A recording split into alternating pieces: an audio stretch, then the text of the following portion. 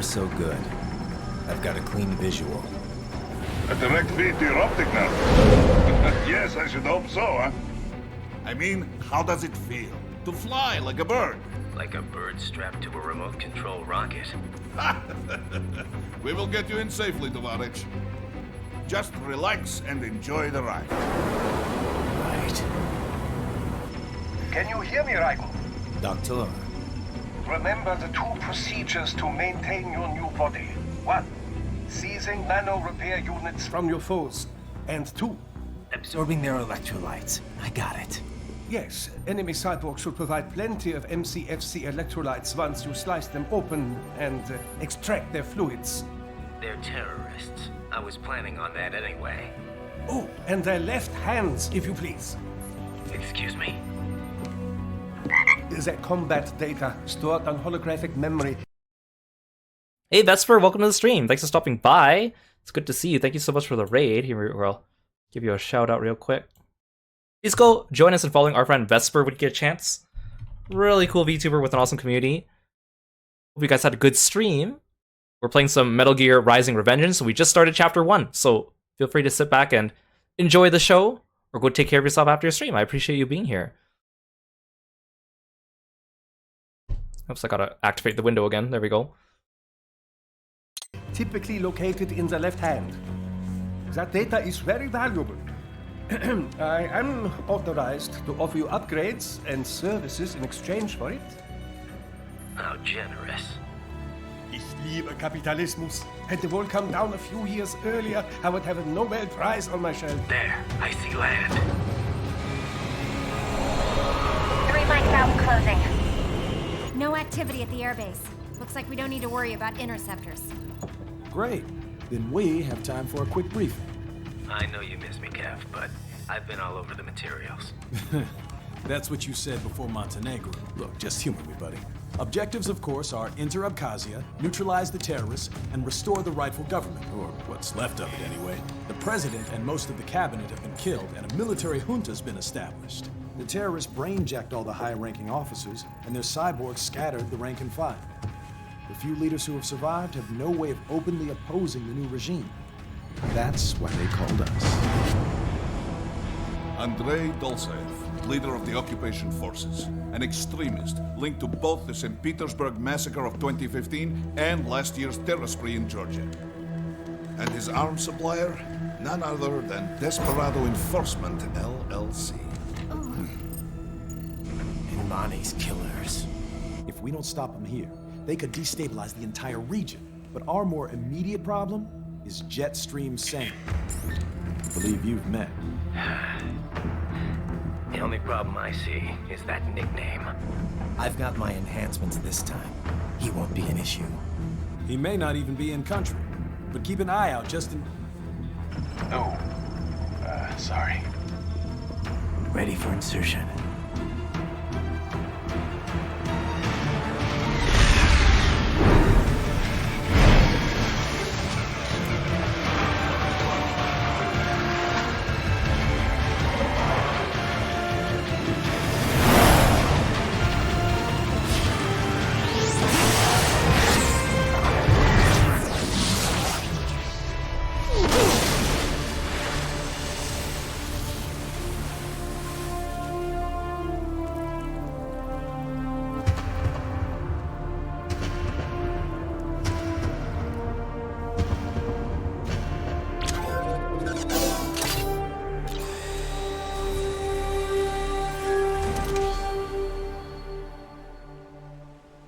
I love his new outfit. It's so good. Ryder, you landed safely, huh? First, head inland. The waypoint is marked on your Soliton radar. Contact us on codec if you have questions. You're practicing Japanese? That sounds awesome. Hey Yul, welcome to the stream. Thanks for stopping by. So, just like with Metal Gear Solid, we could do the codec. Which button is that? I don't have a select button, so which button do I want that? This one? Okay, there we go. So just like in Metal Gear Solid, you get codecs, where periodically you can go basically call all your friends, and they'll give you a little bit of background information on what's going on. Usually after every like cutscene, they have new things to say, so we'll be calling them quite a bit if we want to get all the little bits of information. So let's start by calling our friend Boris. Control, it's Raiden. I'm on the ground. Copy, Raiden. Glad to hear it. Entering on foot was the right move. That craft isn't equipped with stealth camo. Or octo camo, obviously, since that would be useless in midair. And we wouldn't want to get your pricey new jet damaged, now would we? Duh. The MQ-133C was not cheap, Tovarich. Now, keep alert. According to intel, you could find significant cyborg deployment here. If you were to be cornered by an entire squad, it might get difficult, even for you. Understood. Some fighting will be necessary, though. I've got electrolytes to replenish. This is not an infiltration mission. There is no need to hide or avoid combat outright, huh? Just do not get reckless. Stay safe, and stay focused on your mission. Looks like a war zone out here. The palace cleared out quick when Dolzayev's men showed up. The streets got pretty hot after that. We're definitely gonna see a few civilian casualties here. Luckily, it looks like most of them got out of the city before things got bad. They've basically got control of the entire town, and are using the refinery as their HQ. And that's why we're hitting the plant. Keep in mind, those cyborgs are contractors. For most of these guys, this is just a job. In theory, once you eliminate their commanding officer, they should scatter pretty quickly. How we doing, Courtney? You're looking good on our end. GPS and audio-visual feed coming in fine. Energy consumption? Check. Damage levels? Check. Blood pressure, brain waves, blood sugar? Check, check, check. All this monitoring equipment, I got a better view than if I was standing right next to you. Anyway, I'll be saving all your data automatically anytime something important happens in the field. But contact me anytime you want a manual save. Copy that. Good to hear that hasn't changed with this new body. Yep, the basic system's exactly the same. So, did you want to save? Sure, Courtney, I will save. And save complete. Simple, huh? Copy. And glad to hear you're okay after Africa. That ambush was no joke. Tell me about it. 3 armored vehicles should have been plenty for that job. And it would have been against any typical guerrilla force. I keep asking myself, where would an anti-Imani faction get the cash to hire cyborgs? It just doesn't add up. Maybe there's some intel I missed. A lead I should have followed up on. Maybe if I reacted faster, coordinated better. I don't know. You can't think that way, Courtney. Not in this business. You did everything you could. Put it behind you and move on. You're right. Thanks. Raiden, shall we review the capabilities of your new body? Copy that. Go ahead, Doc. As we discussed, you've been outfitted with 2 revolutionary new abilities. Fuel electrolyte absorption and self-repair from seized nanopaste. Precisely.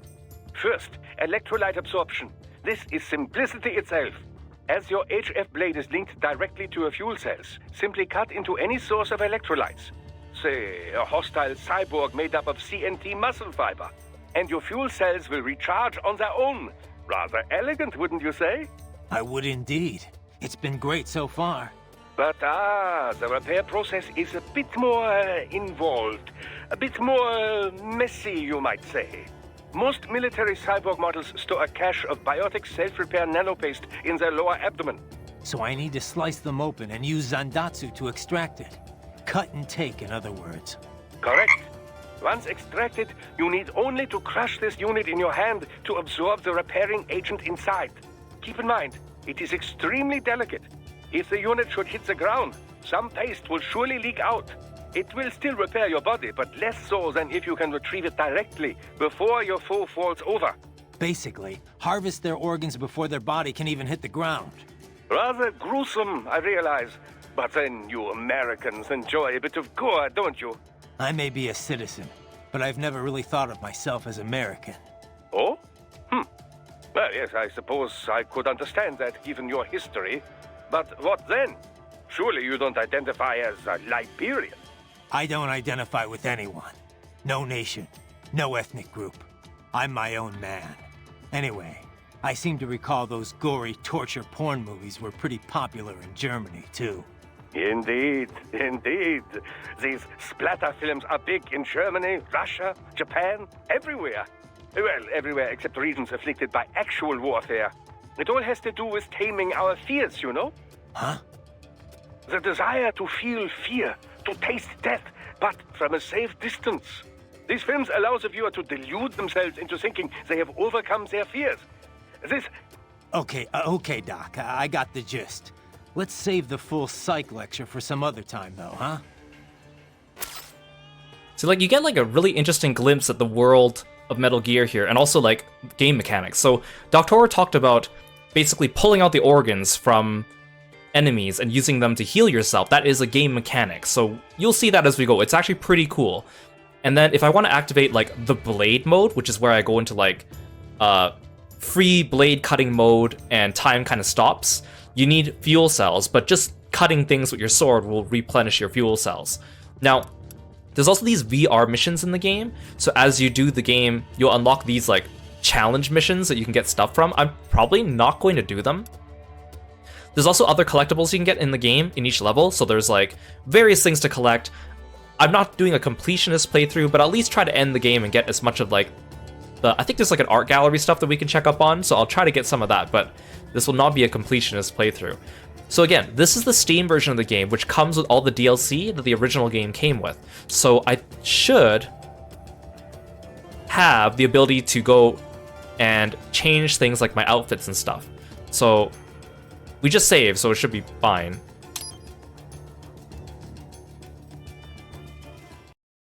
I just want to show what we have already.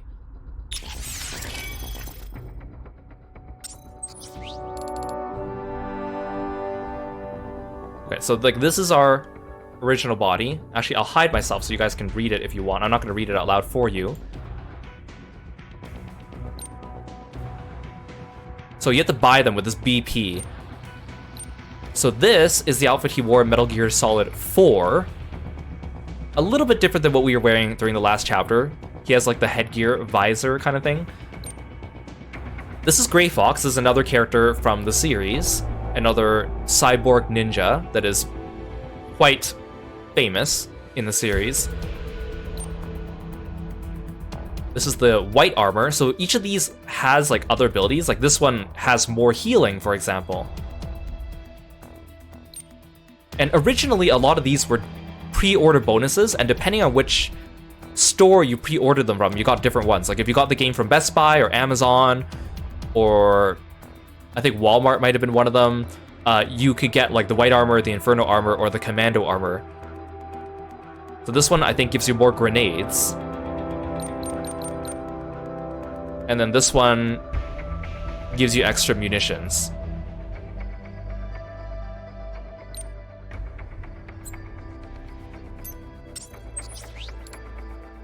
Of course, we have our weapon, and then we have the one that goes with the Gray Fox outfit.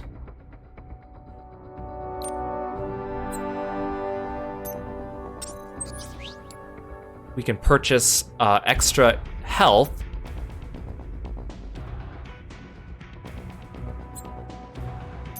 Why is this one still red?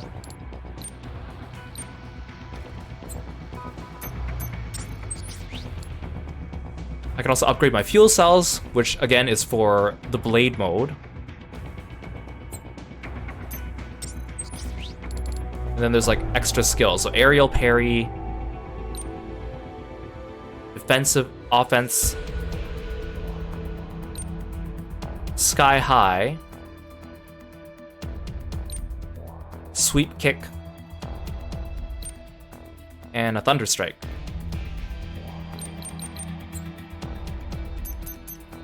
Why does this one still have the... Oh, I can look at enhancements within it. So I can upgrade my blade with extra strength, extra absorption, extra energy. I could do the same with this one. It's kind of cool, you can customize your playthrough.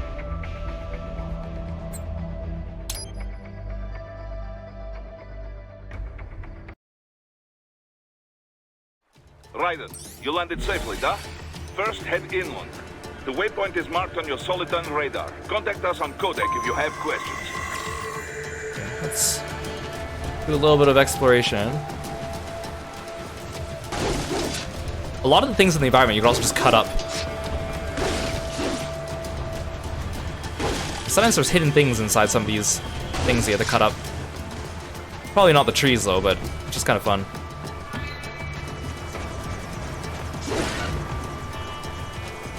Kitty, what are you doing here?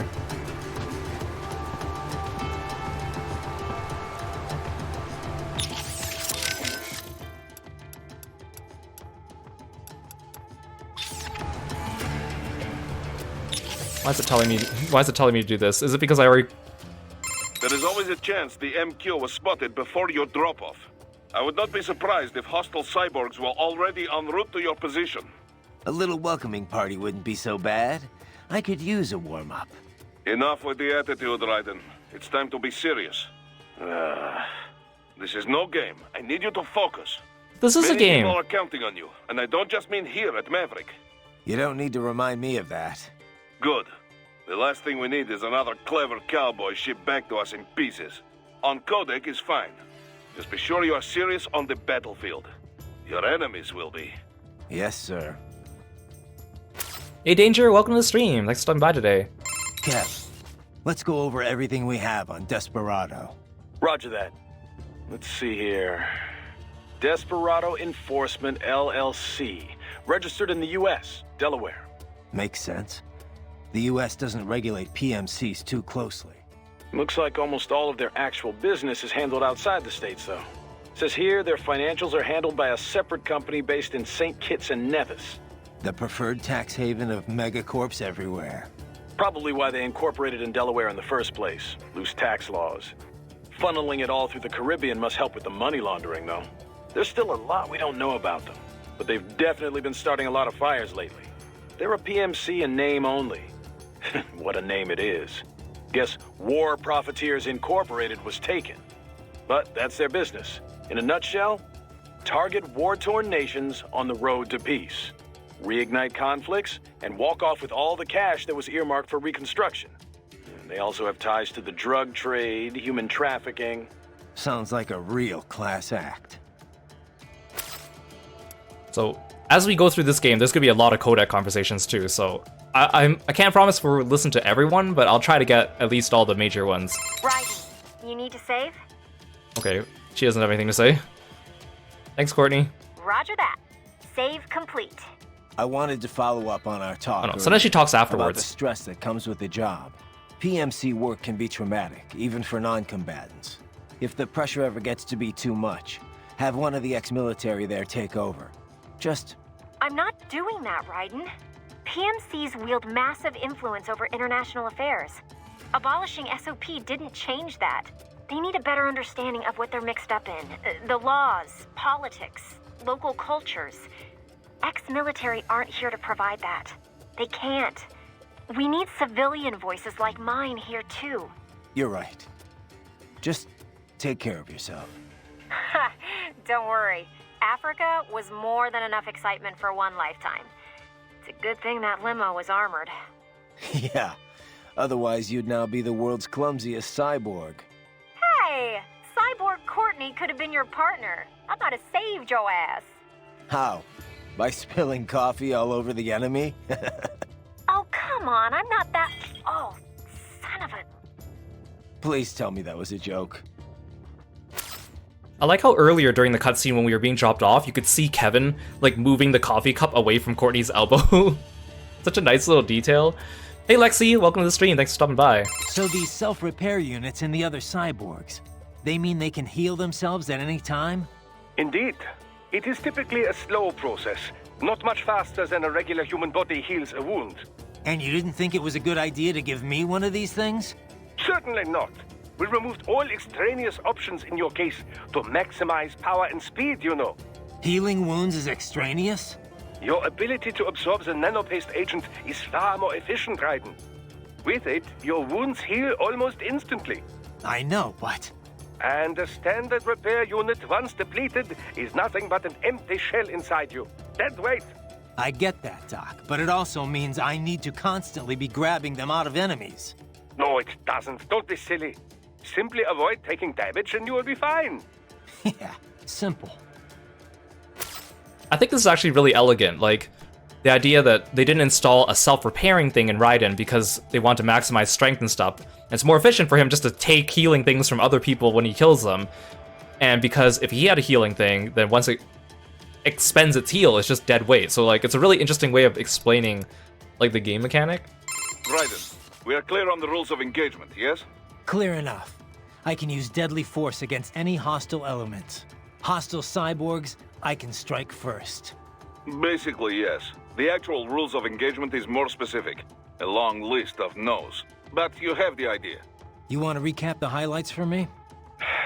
No weapons prohibited by international treaty. No use of force against non-combatants, especially officials or anyone with political power who may be needed for negotiations. No use of force against any unarmed hostile seeking to surrender. And no use of force against any non-cyborg combatants without prior verbal warning. And that includes Dolzaev? Duh, but this should not be a problem. Any non-cyborg is little threat to you, Dolzaev included. Besides, we have no signs of any non-cyborg hostiles anywhere in the area. Not even one. We think Dolzaev is working alone with Desperado here. In any case, that is the ROE. Otherwise, deadly force is authorized only in clear case of self-defense. So basically, civilians off limits, human hostiles verbal warning, hostile cyborgs, anything goes. Yes, this is a conventional warfare scenario, so the rules are based on the Hague Convention. Yeah, sounds pretty standard. Still good to list out all the no-nos before things get too hairy. ROEs that only specify who you can engage require too much judgment. They make it harder to remain focused on battle. Duh. This is why most militaries' ROEs list negatives, not positives. The few that take the other approach, I pity their soldiers the questions they face. No, and for our purposes, UGs are considered the same as hostile cyborgs. Copy that.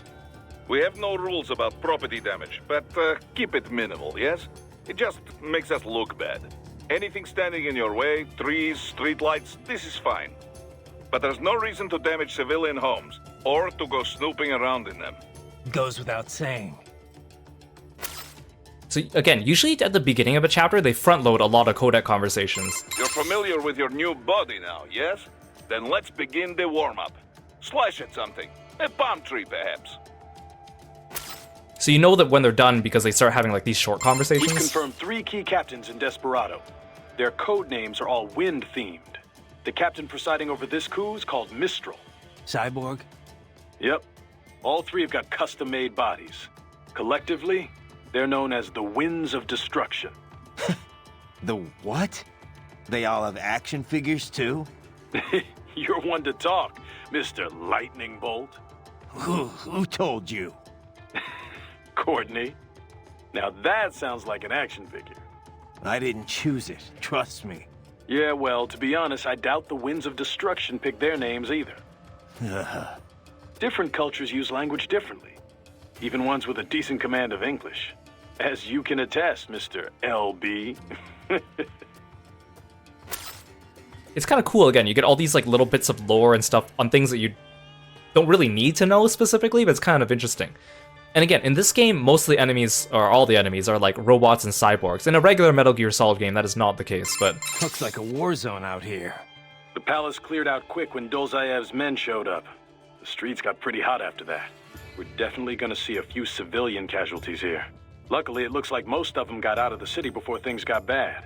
They've basically got control of the entire town, and are using the refinery as their HQ. And that's why we're hitting the plant. Keep in mind, those cyborgs are contractors. For most of these guys, this is just a job. In theory, once you eliminate their commanding officer, they should scatter pretty quickly. Looks like a war zone out here. Yeah, that's the The same. palace cleared out quick when Dolzaev's men were definitely... Luckily, they've basically... And that's... Keep in mind, in theory... What's up? Okay, save complete. Don't let your guard down, okay? Okay, she doesn't have anything to How say. is your eye, Raiden? Great. My sight's perfectly balanced between both eyes. I think my vision's improved, actually. Quite right, quite right. Your eye patch houses an artificial compound eye unit. The unit contains over 200 million solid-state image sensors, each with its own individual lens. 200 megapixels, huh? Doesn't sound like all that much. More than sufficient for the application. A human's optic nerve has only about 1 million fibers, you know. Were we to add more sensors, your perceived vision would not improve. There's only so much modern image compression technology can do. Huh. So I shouldn't expect any more dramatic improvements to my eyesight? No, your brain would no longer be able to process any more visual information in real time. Still, compared to previous ACEs, yours has 1.4 times the resolution and a superior compression algorithm. It may only result in a slight perceived change, but it could wind up making the difference during a mission. Regrettably, I have not had enough time to develop a new eyeball unit just yet. Thus, I have cut out the ability to deploy the ACE unit separately and simply installed it on a fixed eye patch. Works for me. If I was using an eye unit, I wouldn't see any better than a regular human. Ah, but remember, the human eye is so much more than a simple light receptor. They play a vital role in person-to-person communication. Sooner or later, you'd miss it. Stuff like that's important for some tasks, sure. For this op, not so much. And with less moving parts, the lower the chance of something going wrong. Besides, I like it. Well, I'm very pleased to hear this. I can worry about how I look after I complete the mission. Hey Disnell, welcome to the stream. Thanks for stopping by. Stay vigilant, Raiden.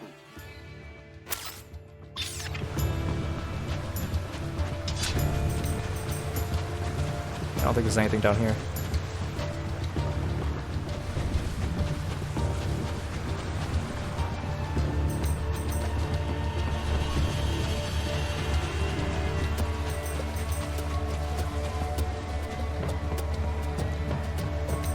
Yeah, of course, if you don't care about the dialogue and you want to play the game, or if it's your second playthrough, you just skip it all, of course. These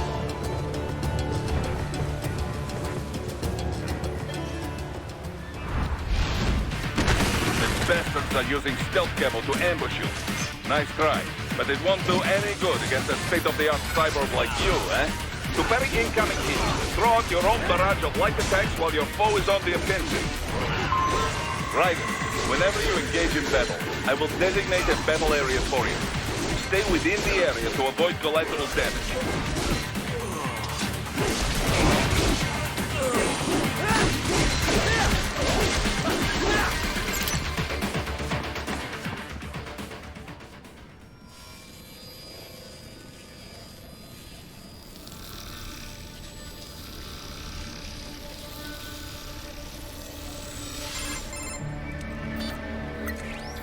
Had your fill? With this body, I could take these guys with no eyes. Intel wasn't exaggerating on the cyborg count. Well, you know how fast the tech's been spreading these last few years. That CNT muscle fiber packs the power of a jackhammer into every limb. What enterprising soldier of fortune could resist? And cyborgs are still human. Real thinking people. Way less risk of collateral damage than your typical UAV strike. And don't forget the PR angle. Nations start playing Frankenstein with their troops, and the public goes nuts. PMCs, on the other hand, are off the ethical radar.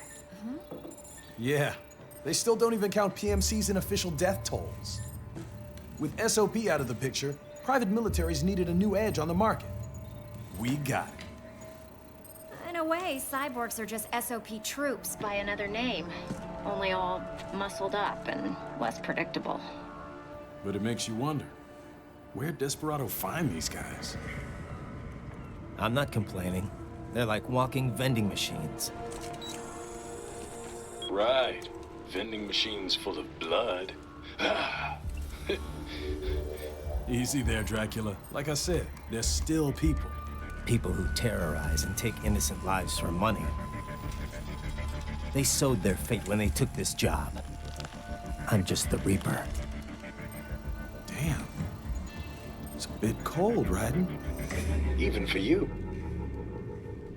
Anyway, his school. Let's get to work. Time to increase the peace. Right.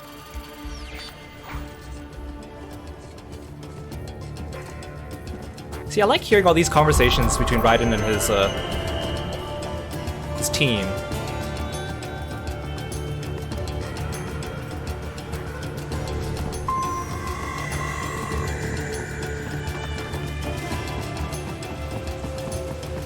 I don't think there's anything out here.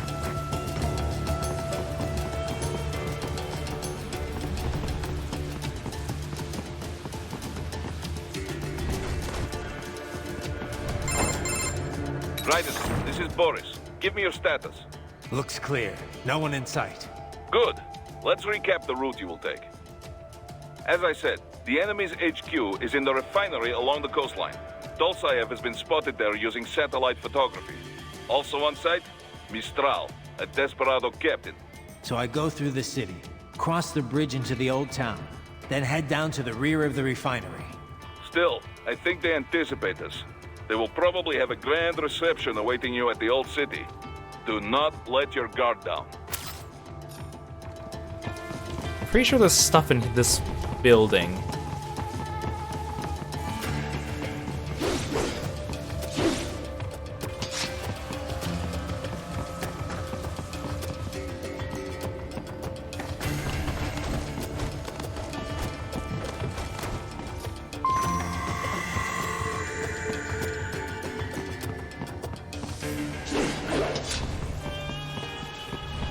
Well, I think there's something on the chandelier, if I remember correctly.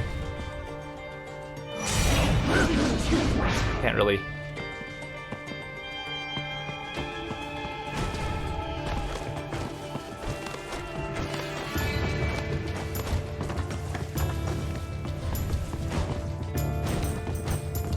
The ninja run is great, but sometimes it doesn't always tell you where you can go and where you can't.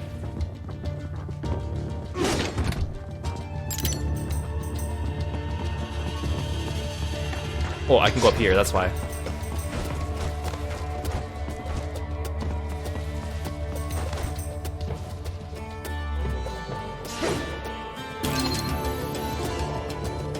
Data storage, there we go.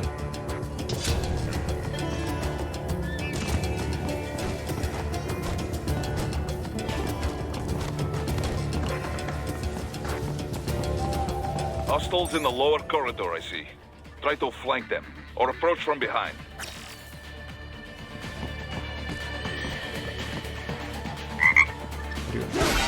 Oh no, that's the wrong button.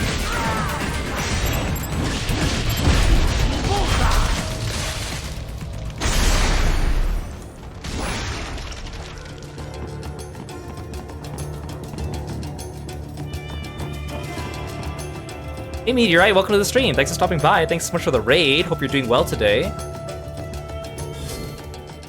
Can't tab out without pausing the game. Let me write you a shout out. Please join us in following our friend Meteorite when you get a chance. An amazing streamer with an awesome community and very, very positive. Please go check him out and say hello.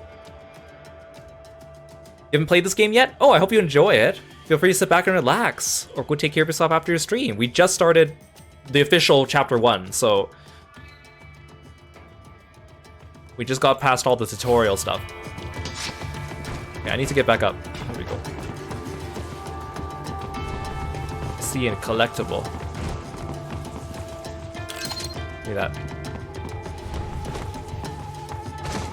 Okay, I pressed the wrong button for the stealth kill. I'm supposed to press circle for it.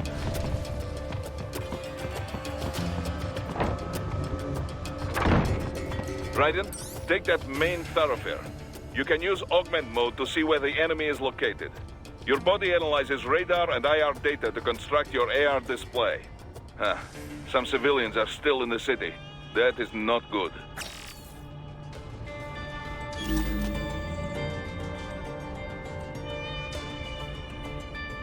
Okay, so there are a couple missions in here where there's civilians. So there's like a dude down there. And so if you want to save them, you gotta kind of take everyone out stealthily or quickly. Because once they start seeing you, they're gonna shoot the civilians. You get extra points for doing it, you don't have to, but...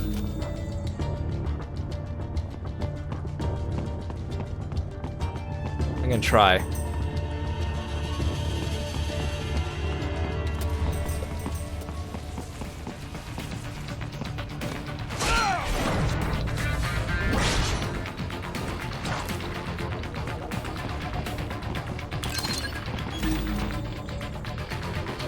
Turn around, man.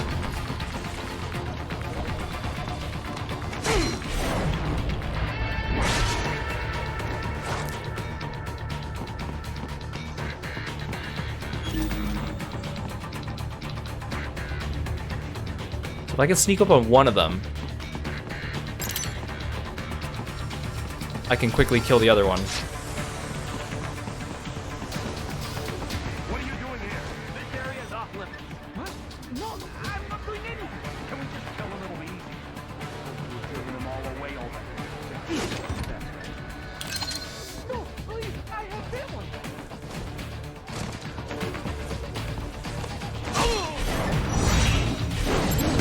I can't see.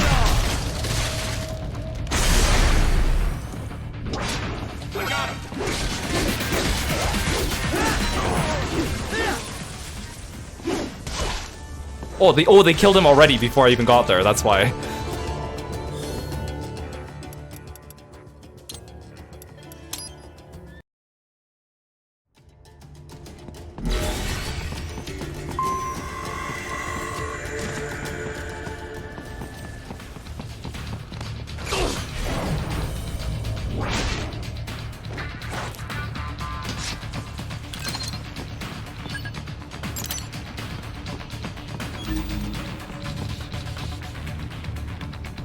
He's gonna turn around, isn't he?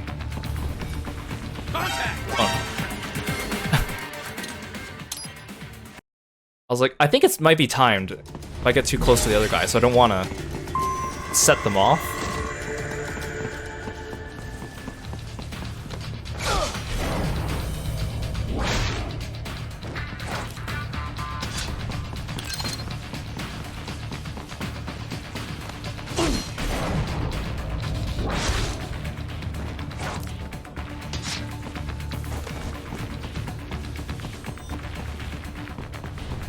What are you doing here? This area is off limits. What?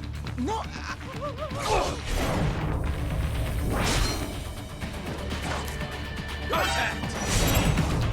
No, my camera.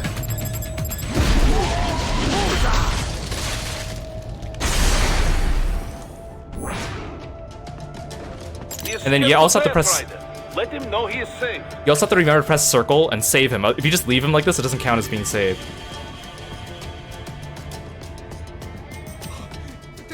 Thank you. I will not forget this. I don't think there's very many civilians to save in the game. I think there's only like 4 in total or something like that. See, look at all these like little collectible things.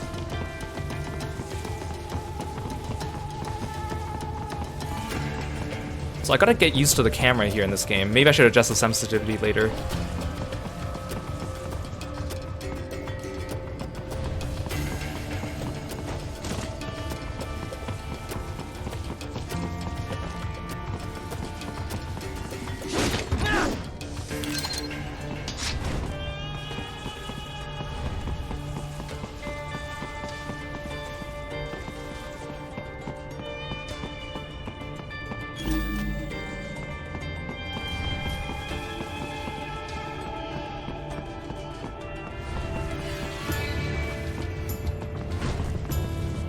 You don't have to be like super stealthy in this game, but like there are sections that benefit from you being a little bit more careful.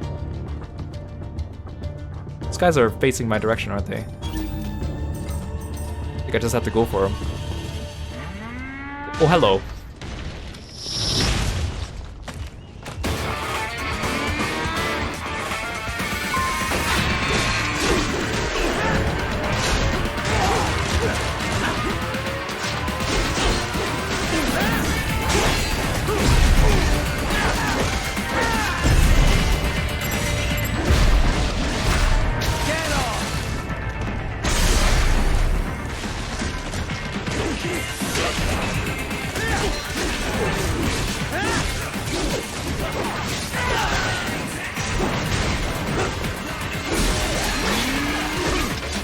Where'd you come from?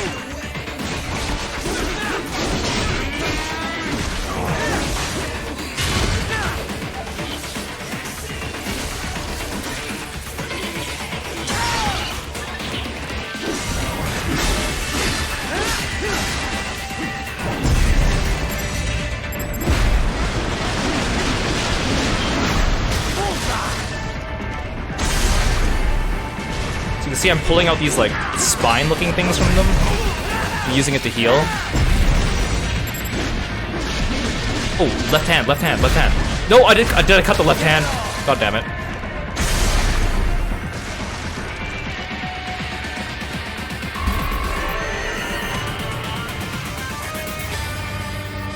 So there's a few enemies in the game. Very good, Ryder.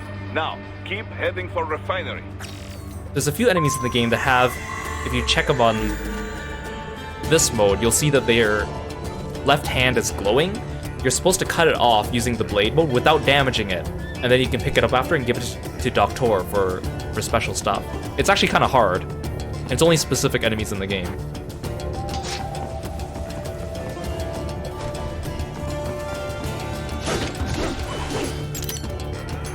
Right, I also have a sub weapon now.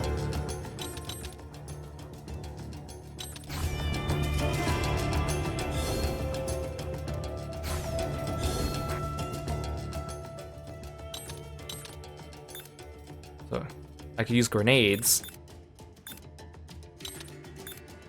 And then I also have recovery.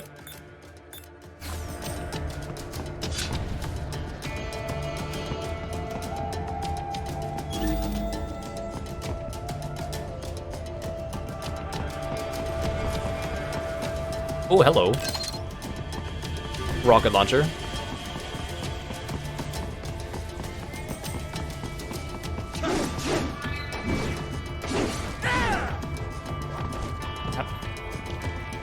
Open. Yes, I can change my sub-weapon.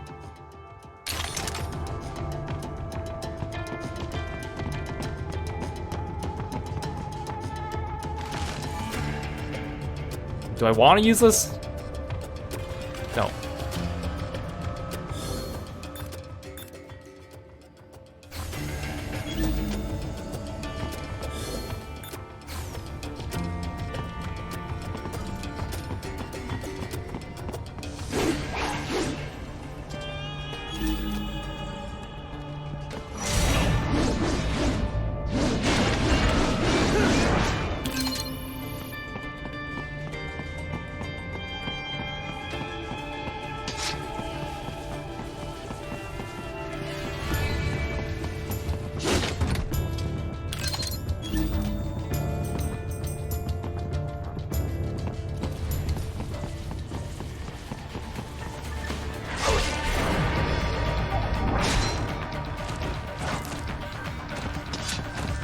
Oh, this guy didn't even notice his friend. Hey Leon, welcome to the stream. Thanks for stopping by.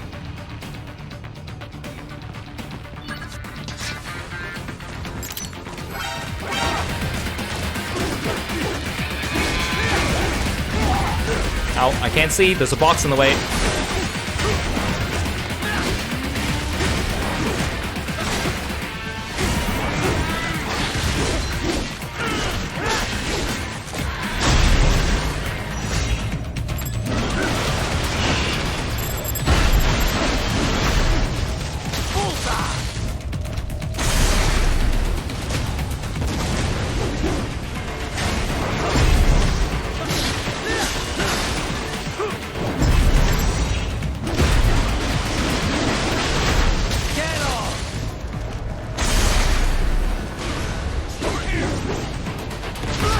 Oh, hi.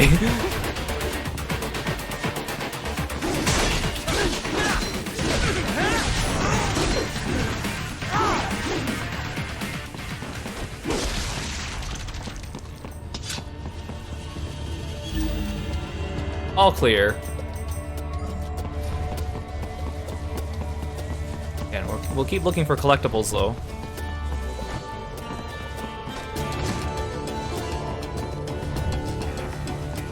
I think I got everything in this little section.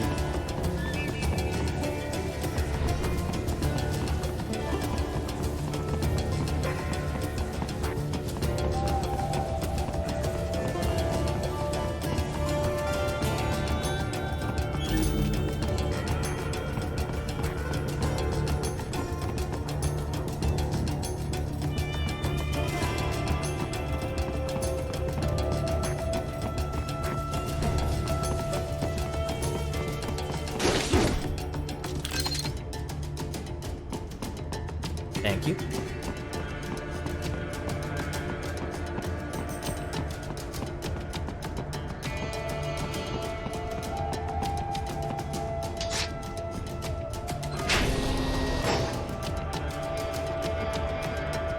I have any more? I just want to double check. The stealth craft made it back to Sochi all right? Da. Safe and sound. No repairs necessary. Some routine maintenance and she will be as good as new. Good to hear. I'm guessing that thing doesn't come cheap. Well, an old Soviet army friend gave me discount. He runs a PMC, specializing in airborne warfare. An Air Force for hire? That's a new one. Ever since SOP, Mercs started to fill more and more regular combat duties. SOP ended, but the trend did not. Most every modern military relies on PMC support in one way or another. Good news for Maverick, I suppose. Anyway, that's quite the little jet your friend has. I was expecting a lot of turbulence coming in that low, but she was smooth as silk. Didn't feel like I was a bird exactly, but probably the next best thing. The MQ-133C uses a brand new type of active adjustment control system. Sensors on the plane take readings 120 times a second, and to be honest, I don't know how it works. But the crew chief tells me this is what keeps her flying so steady. It is all state-of-the-art technology. There are only 3 of them in the entire world. Even the RQ-133 spy plane she is based on is only 2 years old. It is fitted specially for Cyborg, so maybe demand is a bit low now, but I think that will change soon, eh? It's funny. Its guts are all bleeding edge, but from the outside, it looks almost retro. Until recently, stealth aircraft design was focused on radar-absorbing materials and improving aerodynamics. But lately, engineers are trying to use the shape of the craft to do more than improve gas mileage. Maneuverability is a low priority. This kind of plane is not meant for dogfighting, after all. And we can afford all this? I hate to ask, but will we clear a profit on this op? You need not worry about such things. But yes, we should be fine. Where the proper equipment can make or break a mission, we should have the best. That miss with the anti-air missile last month was a painful reminder of this lesson. Ah, yeah. I see what you mean. Huh. I didn't think flares could still fool anti-air missiles like that. They, can't. At least not with any modern missile. Recent missiles rely on a dual wavelength, or IIR system, for guidance. Flares wouldn't fool either of them. But that was no recent missile I had. That Cusack Derma couldn't even take down a fat tilt-rotor target. And at close range. Chort was me. Come on, Boris. We had no intel. No reason to think that we'd be facing anything like that. You budgeted for the tools appropriate to the job. No one blames you. Perhaps. In any case, now we know what we are dealing with. This is still a business, but this time I am stretching the budget as much as possible. Expenses like that aircraft and your new body are all part of this. Both were worth the money. This body's more capable than I could have imagined. I'm glad you feel this way, since it is still company property. Remember, if you quit on us, you either return it or you buy it. Yeah, Boris. I remember the first 5 times you told me. I love how tongue-in-cheek some of these things are. Hey, Boris, about the Soliton radar. I noticed that it doesn't get jammed anymore, even if I get spotted by the enemy. Back in the old days, it'd be useless the second an alarm was triggered. Well, once the Patriots fell, classified technology spread all over the world. This new Soliton radar is one example. By applying a non-linear Schrödinger equation to the Soliton solution, they were able to prevent the jamming that plagued the original models based off the KDV equation. I'm impressed. You know your stuff, Mr. President. Of course, I'm a businessman. You think I could run a profitable PMSC without being up to date on the latest tech? But I wonder, how exactly is the equation different? I mean, I'm no expert on how the KDV equation was implemented in the first place, but I'd love to know how the Schrödinger equation fits into all this. Raiden, on battlefield, most important thing is how to use equipment, not theory behind it. The mission is #1 priority. So do not worry your head about equations and such things. Just concentrate on using the equipment to your advantage, da? In other words, you have absolutely no idea, do you? Ah, the mission, Raiden. Focus on the mission. Oh, Boris, you. Raiden, what I said about staying focused on the mission. Understood. No need to explain. I say this because I have been there. I have let my emotions take over on the battlefield. Some of the PMC work I did after my discharge was... They were gray area jobs. But that's all in the past. When I took on those former PLA soldiers to form Maverick, I laid out my conditions. We would only take operations we believed in. And we would run them clean. No exceptions. Most of them agreed. They had their own bad memories from their time in Paradise Lost. I can certainly attest to that. Yes, of course. I forget who I'm talking with. Most of the ex-PLA have moved on now in any case. But the point remains the same. Everyone at Maverick is accountable for their actions. We are cleared to take this job under international law, and we can use force against any cyborg hostiles under the basic rules of engagement. But remember, if we harm any civilians, on purpose or no, it will mean trouble. All kinds of trouble. So, stay in control and stay on mission. Got it. Raiden, if you ever get lost, use augment mode to check your next objective. By using augment mode, you can see enemy positions and the direction in which you should head. Useful for when you cannot find your objective on the Soliton radar. Thanks, Boris. Raiden, if you... By use... He's done talking now? Sorry, man, but I have to ask. Where did Mr. Lightning Bolt come from anyway? Ugh, seriously? All right. Well, I told you where I got Raiden from, right? World War II, the Japanese had a plane called Raiden. The Allies named it Jack. Yeah, I remember. And my real name's Jack. So yeah, they codenamed me Raiden. They being the Patriots. Mm-hmm. Never really suited me. But it's better than...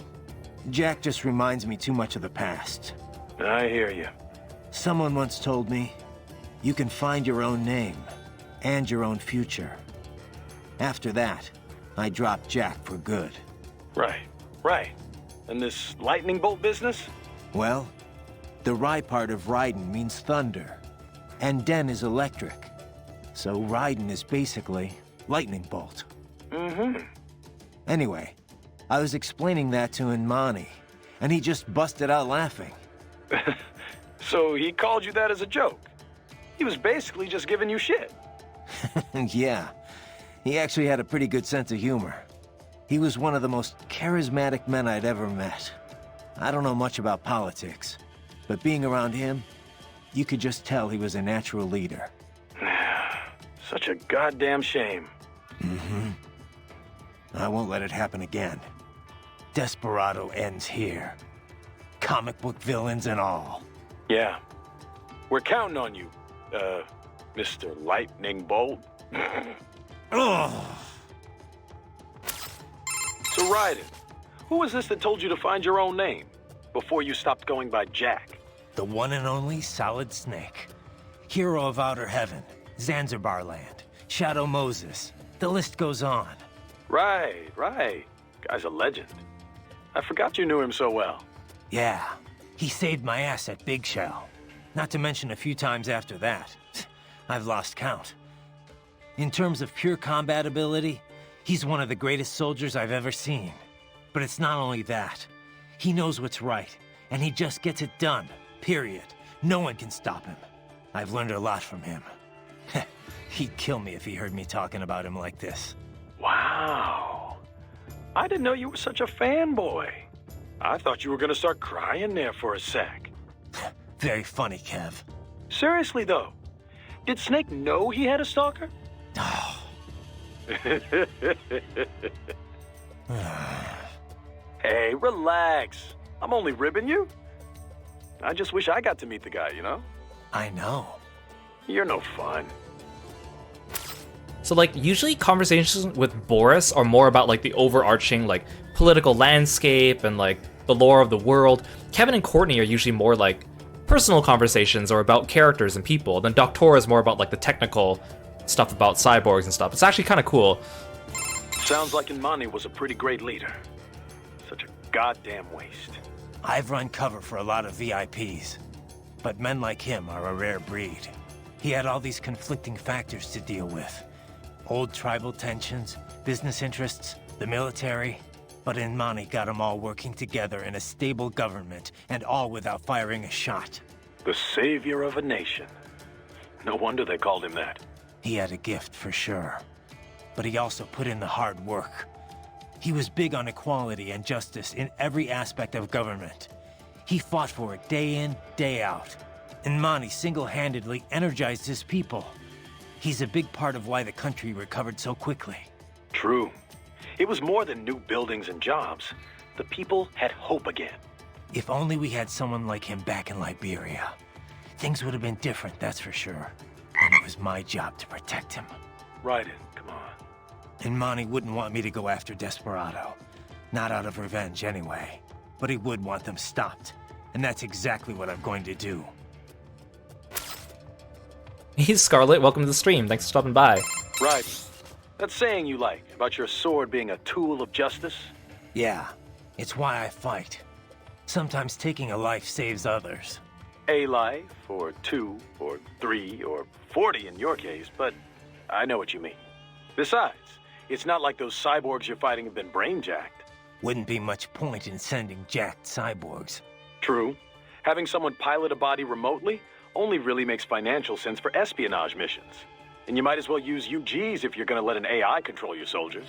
So yeah, they're probably using emotional restraints, but those cyborgs are fighting of their own free will. Starting to see where I'm coming from? I get it, it's just... you didn't used to seem so comfortable with the idea. What about what Sam said? About your ideals holding you back? Ah, bullshit. He's good, but now I know how he moves, how he thinks, and I've got my new body. My philosophy says when and why to fight, not how. It won't keep me from beating Sam. And next time we meet, I will beat him. I'll kill him, and I'll do it to save others from suffering, with my ideals intact. All right, Raiden. One thing I can't stop wondering about, Kev. What's up? Sam. If he wanted to kill me back on the train, he could have, easily. So, why didn't he? Good question. But I should be asking you. Your left eye was our only video feed. After he stabbed it, I got nothing. I mean, I got the details from your report after the fact, but that's it. He was probably just too distracted. Boris's attacks, escaping, there was a lot going on. No, that's not it. Well, why else? What does he have to gain from letting you live? I don't know. I love the idea that we hang up and then I just immediately call him again. Raiden, head for the oil refinery. Okay, we're done talking, I guess. Roger that. Save complete. You saved me again, Courtney. Right. Anything else? Otherwise I should get back. Actually, yeah. You mentioned SOP earlier. How much do you know about it? The Sons of the Patriot system? Same stuff as anyone else in the industry, probably. Basically, a nanomachine software combo for controlling contractors. Used to be required for all PMCs. Soldiers couldn't fire unless their ID matched their weapon and they had clearance. From their commanding officers. And the rules of engagement, I mean. It had some mental effects as well. Moderating pain, enhancing concentration, that sort of thing. The idea was SOP would minimize arms smuggling and civilian casualties. A kinder, gentler war. An oxymoron, any way you look at it. Civilian deaths did drop, though. Because soldiers in the system could coordinate in real time, share info. Between that and the ID weapon locks, a lot of people felt better about employing privatized military. The irony is, the system was developed based on criticisms of PMC ops, mostly American interventions. SOP propaganda said it would put limits on the war market. What it really did was shift market share over to the PMCs.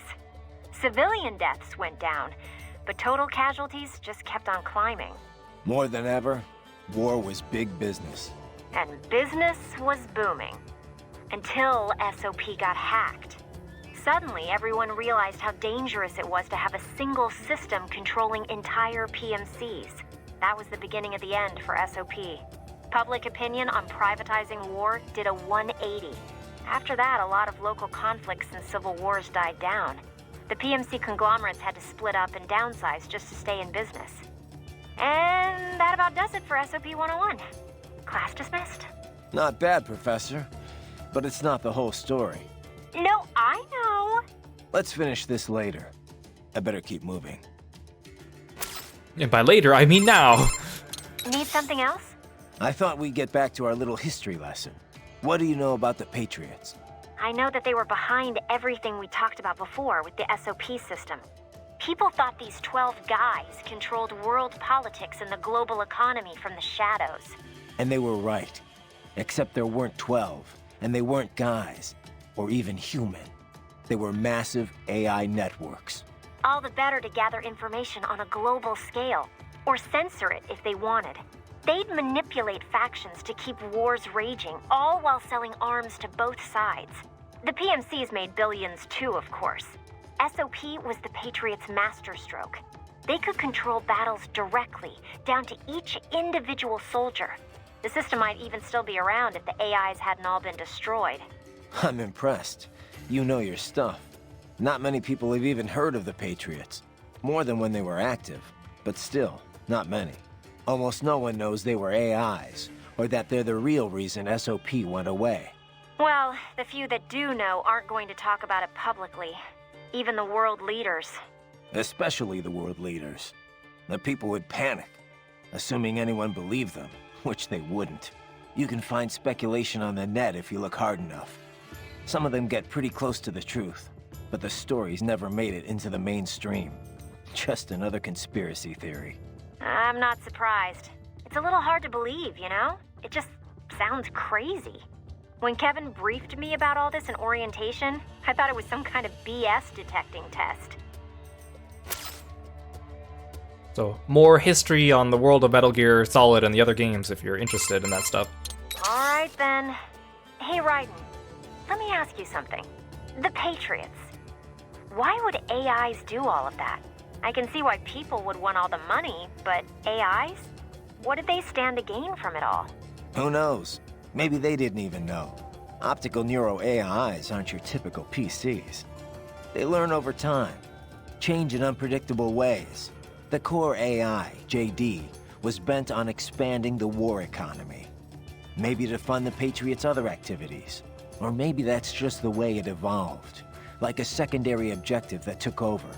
One of the other AIs said it was created to filter out unnecessary information, gossip, trivia, all for the sake of future generations, to drive the evolution of the human race. Or so it said. Was that the truth? Or a lie? To manipulate me? Who can say? To think. Something like that. Running a nation. And America, no less. It's terrifying.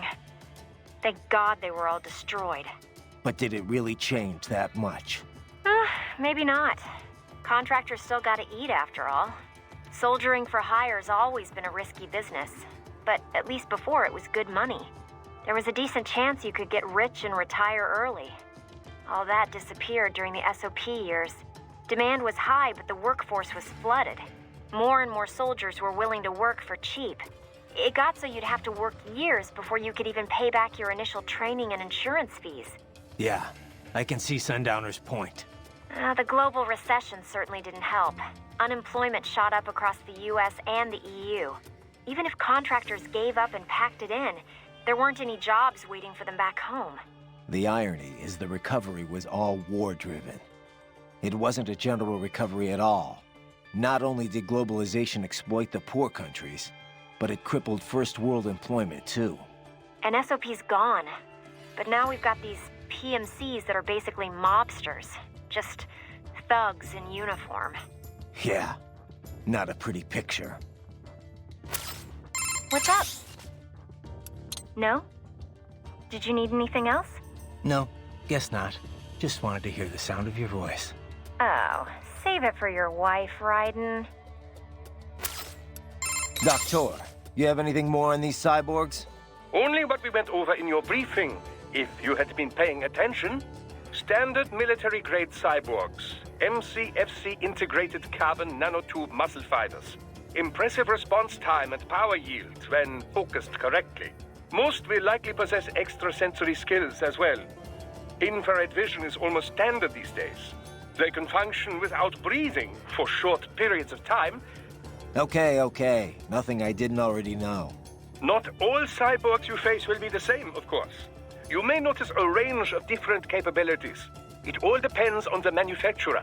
Muscle fiber and neurotransmission technology is advancing all the time. Of course, you have the very latest science has to offer. A typical cyborg is no match for your equipment. If you do say so yourself. No, I realize combat is about more than the equipment. Situational awareness, predictive ability, nerves. One must determine a course of attack or defense and execute on a moment's notice. Reaction time is key. Cyborg enhancements do not change that. Agreed. See, some of these conversations are just fascinating. Hey Chops, welcome to the stream. Hey Doc, I'm curious. Can I recharge off any cyborg? Even a non-military unit? Not that I ever would, of course. A pedestrian cyborg? I very much doubt you will encounter any of those on this op. Besides... Against the rules of engagement, I know. Like I said, just curious. In theory, then. No, I would doubt very much that you could. Even from those that opted for complete body replacements due to injury or illness, you know. Though I have heard of some very wealthy clients who wanted to fight the effects of aging. Doctor? Ah, yes, your question. No, extracting MCFCs from pedestrian cyborgs is unlikely. Most non-military enhancements use polymer muscle fiber that is a generation behind yours.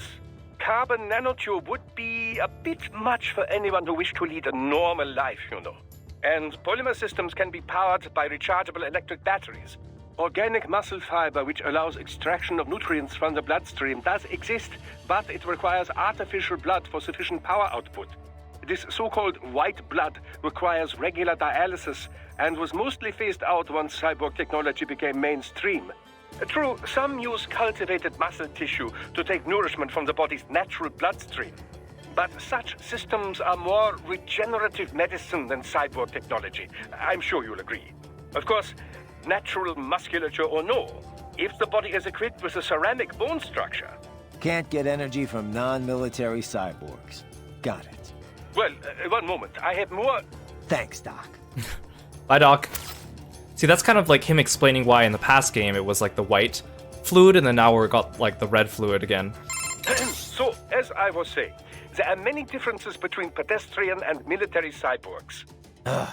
You're still on about this. Now, first and foremost, military cyborgs are generally full body conversions. You mean as opposed to partials?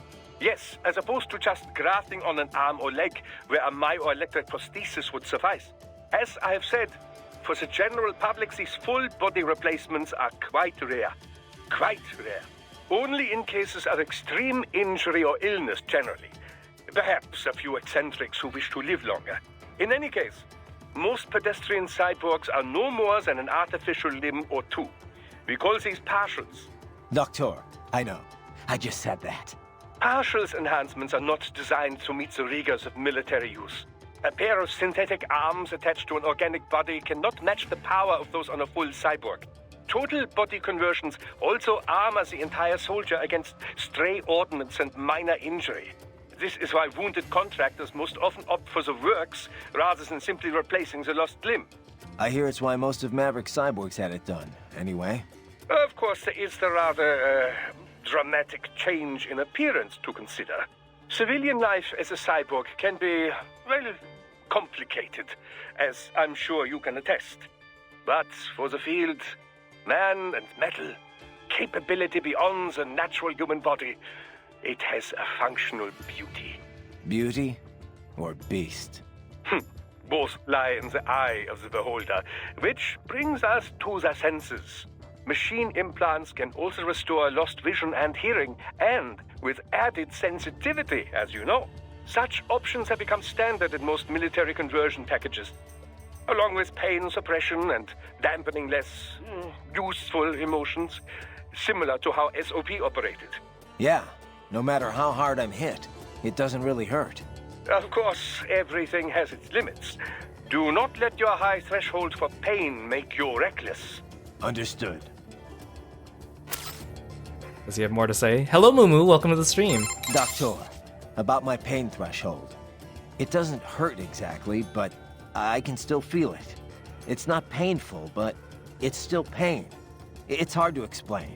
Well, your nervous system is still fully intact, of course. It would be dangerous for you to be entirely unaware of your body taking damage. Instead, your nerves are controlled such that pain is no longer so unpleasant. How do you mean? Take epinephrine, for example, or adrenaline, as you might know it. This hormone makes it harder to feel pain, yes? Your implants work using a similar method.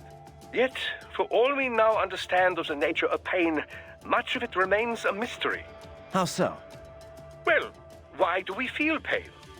Evolutionarily speaking, of course, to signal external injury or internal sickness. If the body is threatened, pain notifies the brain so it can take steps to ensure survival. In other words, pain has a clear and logical purpose.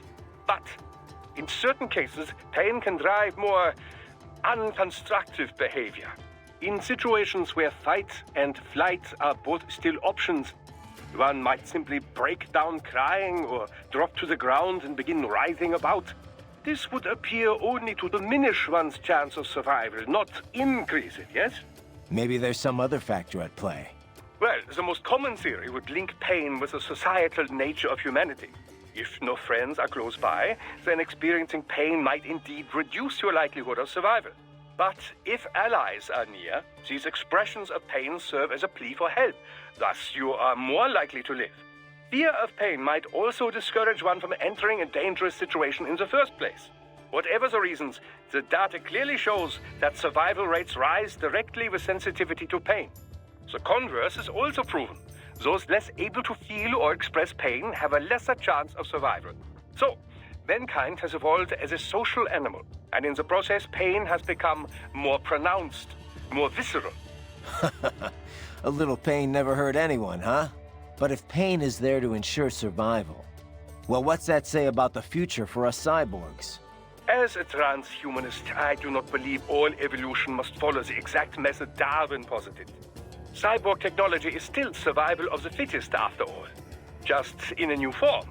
You should be proud of what your body has become. It is the culmination of great achievements in science. Me?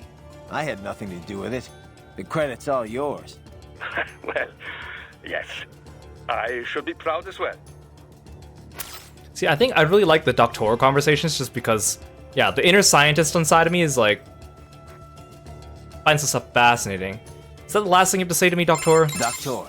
Oh no, he has more. Fuel cells, the electrolytes. Do all military cyborgs use the same type? I'm not gonna run across anyone, you know, incompatible with me, am I? An excellent question.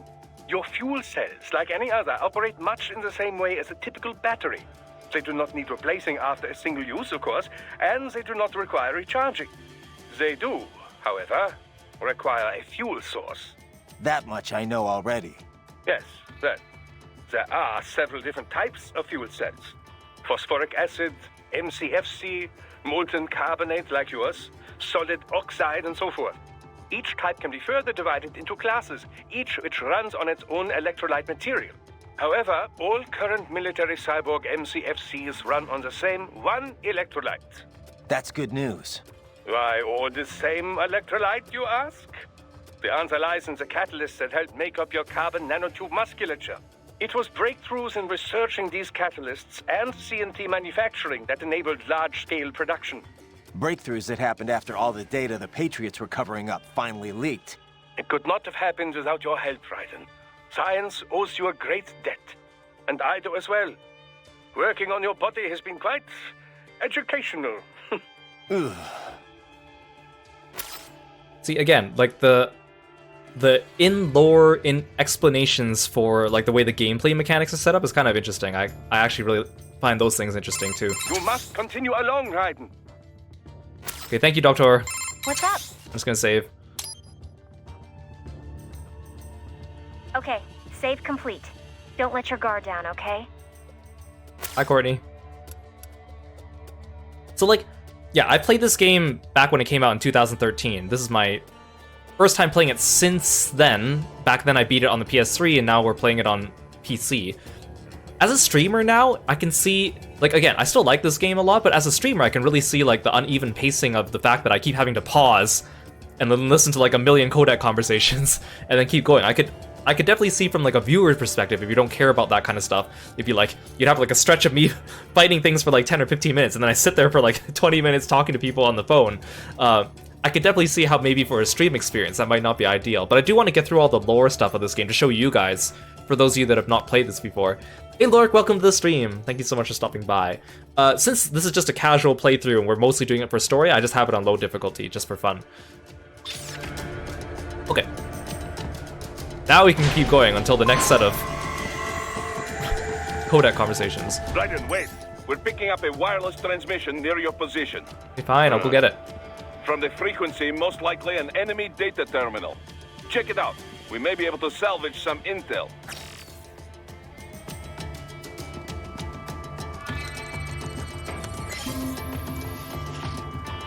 It's a VR mission. So again, you can unlock these like VR missions, which are like challenge missions, but I'm not going to be doing those on stream, or at least I don't foresee doing them. I have more codec conversations. Raiden, if you ever get lost, use by using augment. Useful for. You know, he's done. Raiden, head for the. Check your destination. Okay. Oh, it's telling me to check the VR missions. Okay. I was like, I don't know, more calls, do I?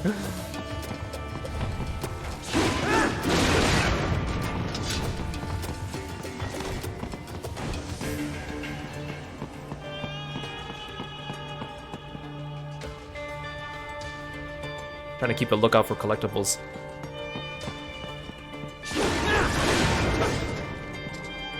Okay.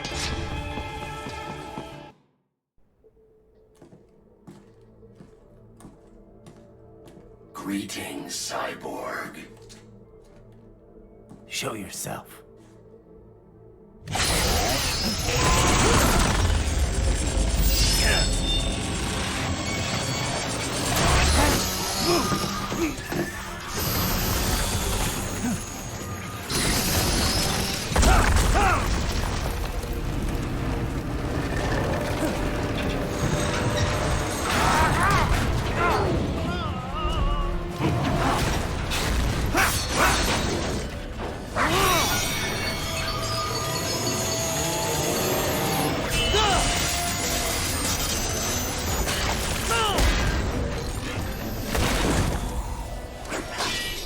And you are?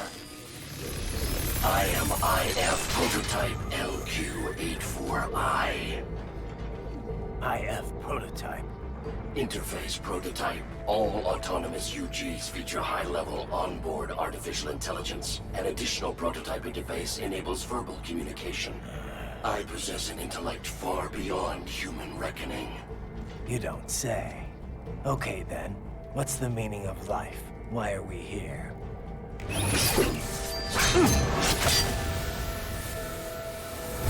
I am here to kill you.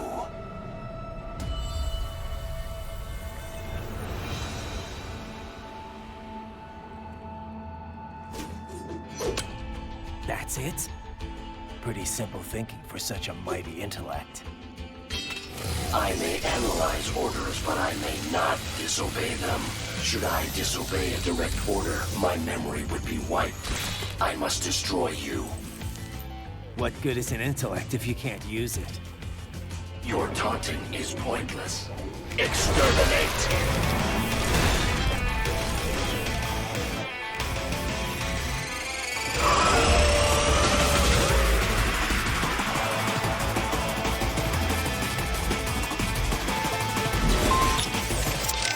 So, if I recall correctly, there are codec conversations for boss fights to give you hints and stuff, which is cool because it gives you background information about the boss, but also I feel like it breaks up. Like, you get a really cool cutscene, and then it's like, okay, I gotta pause and phone all my friends. That thing's fast. Yes, faster than you, I suspect. In terms of pure speed, at least. But it cannot run circles around you forever. It needs to attack if it wishes to win. Yeah, and that's probably my best shot. Duh. Don't bother chasing. Let it come to you. If you can parry its blows, you'll have a chance to counterattack. Watch its movement, and wait for the right moment to parry. Textbook battle tactics. Got it. Remember, you can parry even while taking damage. Do not give up just because you are hit. It's like a Pokedex, you're right. That thing's fast. Yeah, Okay, but this is all the same. Duh. If you can watch it, remember. Okay, so they each only have one thing. I've seen a lot of weird stuff, but this takes the cake. Well, I'm glad you're entertained. Too bad you're missing all the fun. It's a real party down here. Sorry, buddy. My specialty's cultural studies, not combat scenarios.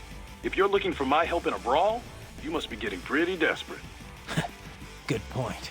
Besides, if you've got time to screw around on the codec, can't be all that bad, right? We'll see. Okay, back to the party. I just imagine him like phoning his friends, but he's like in the middle of battle instead of like standing here paused. Everything okay, Raiden? Yeah, it's a fascinating foe, but I'm not gonna cut it any slack. We're dealing with terrorists here, and AI or not, it's still aiding and abetting them. Yeah. Be careful, though. You might want to save your data first. Okay, I'll just save. Might as well. Okay, all set. Good luck. Thanks, Gordy. Most fascinating foe, and such natural speech. I've never heard of a UG capable of conversing of its own free will. Yeah, maybe we can just talk this through. Any weaknesses come to mind? Something I can exploit? No particular weak points come immediately to mind. It's fast as hell, and it's flinging knives at me from a distance. Indeed, I'm not sure your body can match its speed. And if you can't dodge the knives, then your best bet is to deflect them. Try entering blade mode. I'll give it a try. Hey, Medi, welcome to the stream. Hey, Hunter, welcome in.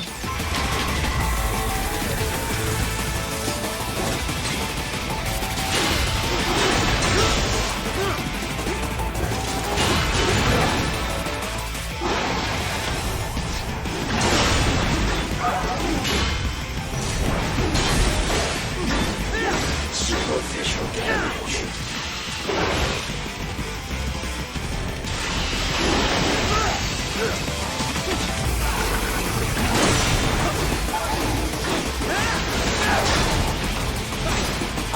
Uses all of his tools. Backup required.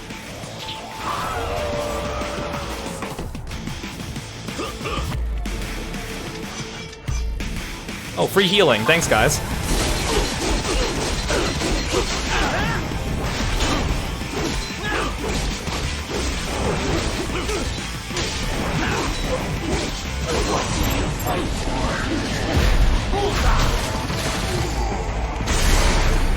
Thanks for the heal.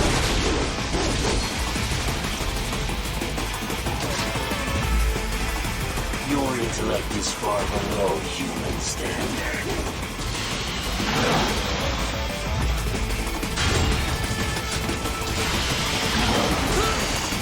I was trying to parry.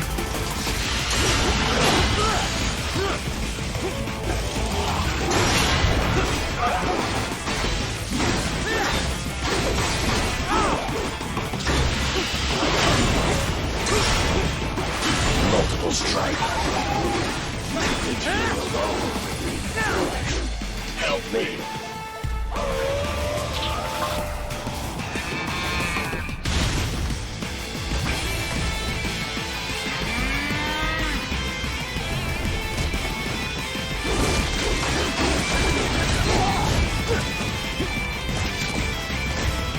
I might want to adjust the camera sensitivity. It's kind of hard to.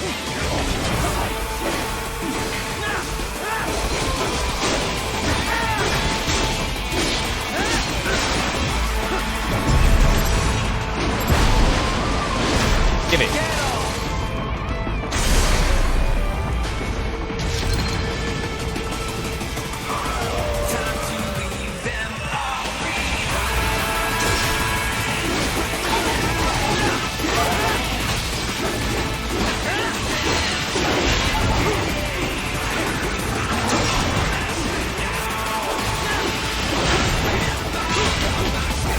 Combination complete.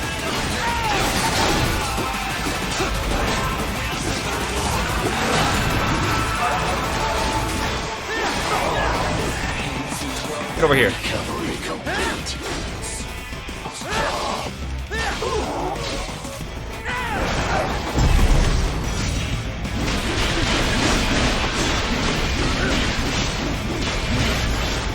Cannot continue.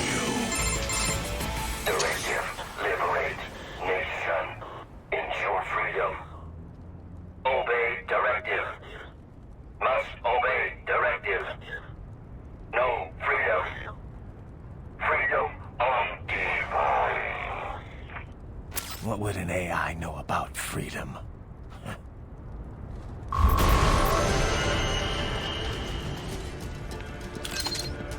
Oh, maybe I should up the difficulty a little.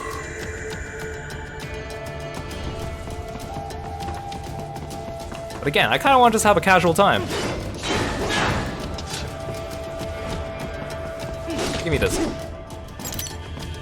Give me. Give me. Yeah, now play dead. Good boy. Oops, I didn't need to attack that.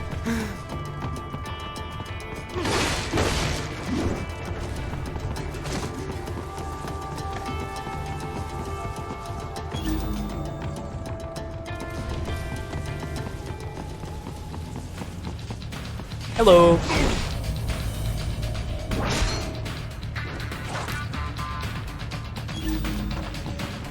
Oh, I should probably also check my codex. I bet there's more things to say now that we finished the fight. This dog UG, most unusual, yes? You buy all that? About it being sentient but having no choice? Well, there is not evidence to prove it. It could be programmed to say this, to weaken your will to fight. It'll take more than a talking robo-pup to phase me. Then again, there is not evidence it is not true. Considering the pace AI is advancing, it is not impossible. So, what then? Should I have spared it? I did not say this. In any case, the mission takes priority above all else. This dog UG tried to stop you and it failed. This can only be a good thing, yes? What was up with that wolf dog UG? Some pretty freaky shit. Hadn't thought too much about it. Really?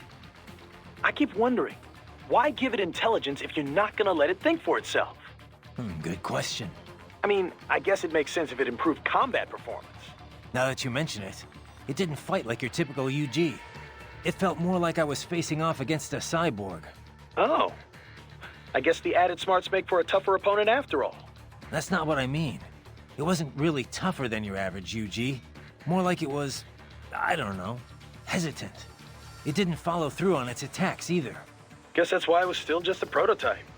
But then why put it out on the front lines? Who knows? Maybe it was the field test. In any case, probably not the result they were hoping for.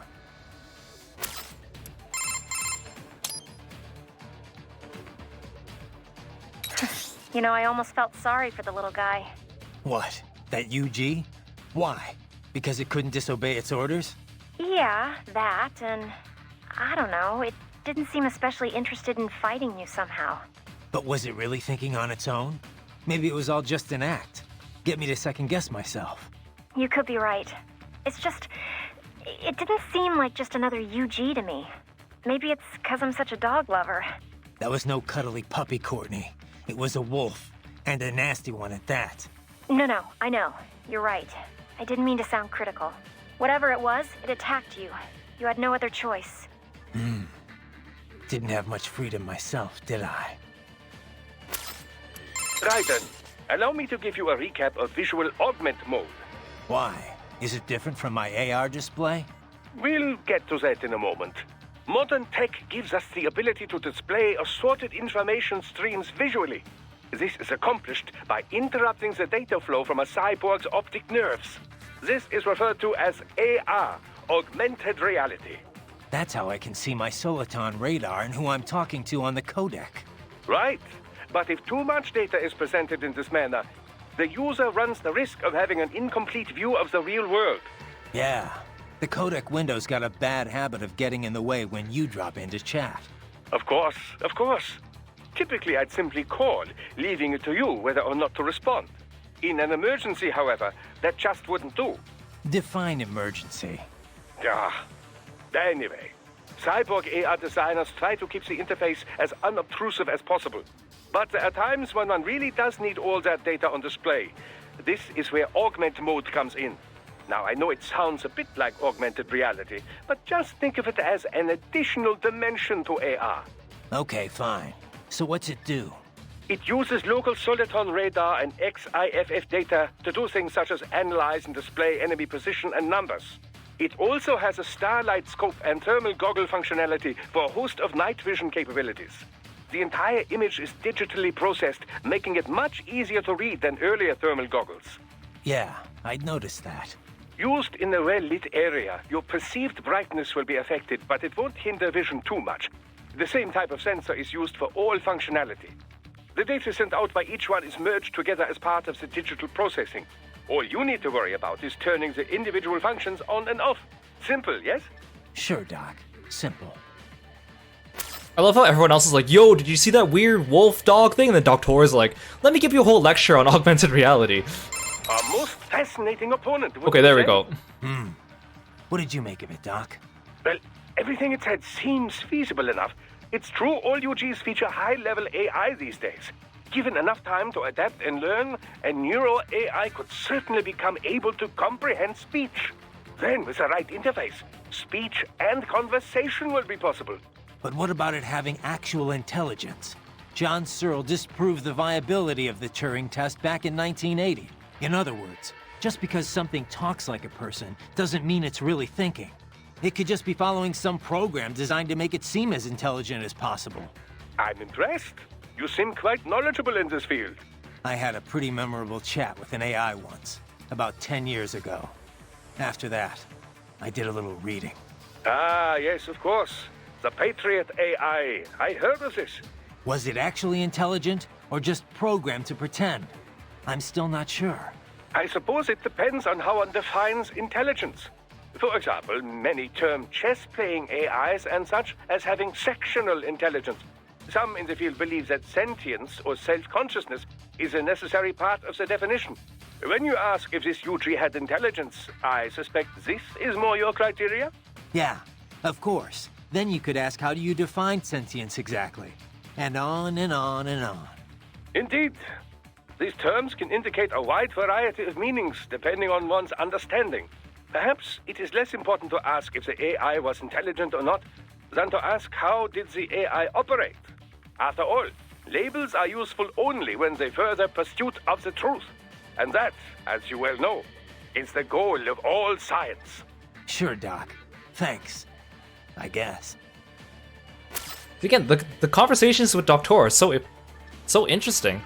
I guess I must have backlogged that AR conversation from earlier too. Doc, that wolf UG, you think it's possible to repair it? Why do you ask? Just curious. Well, normal brain tissue degrades starting approximately 3 minutes after the heart stops. With neuro AI, however, the spin of the internal electrons is retained even after electric power is cut. Assuming there is no damage to the actual AI hardware itself, yes, repairs should be possible. Okay. Whatever state it is in, I would certainly appreciate it if you could bring it back with you. I'll see what I can do, but the mission takes priority. Of course. I would never suggest otherwise. But let's just say this thing is what it claimed to be. You think there are other intelligent UGs out there?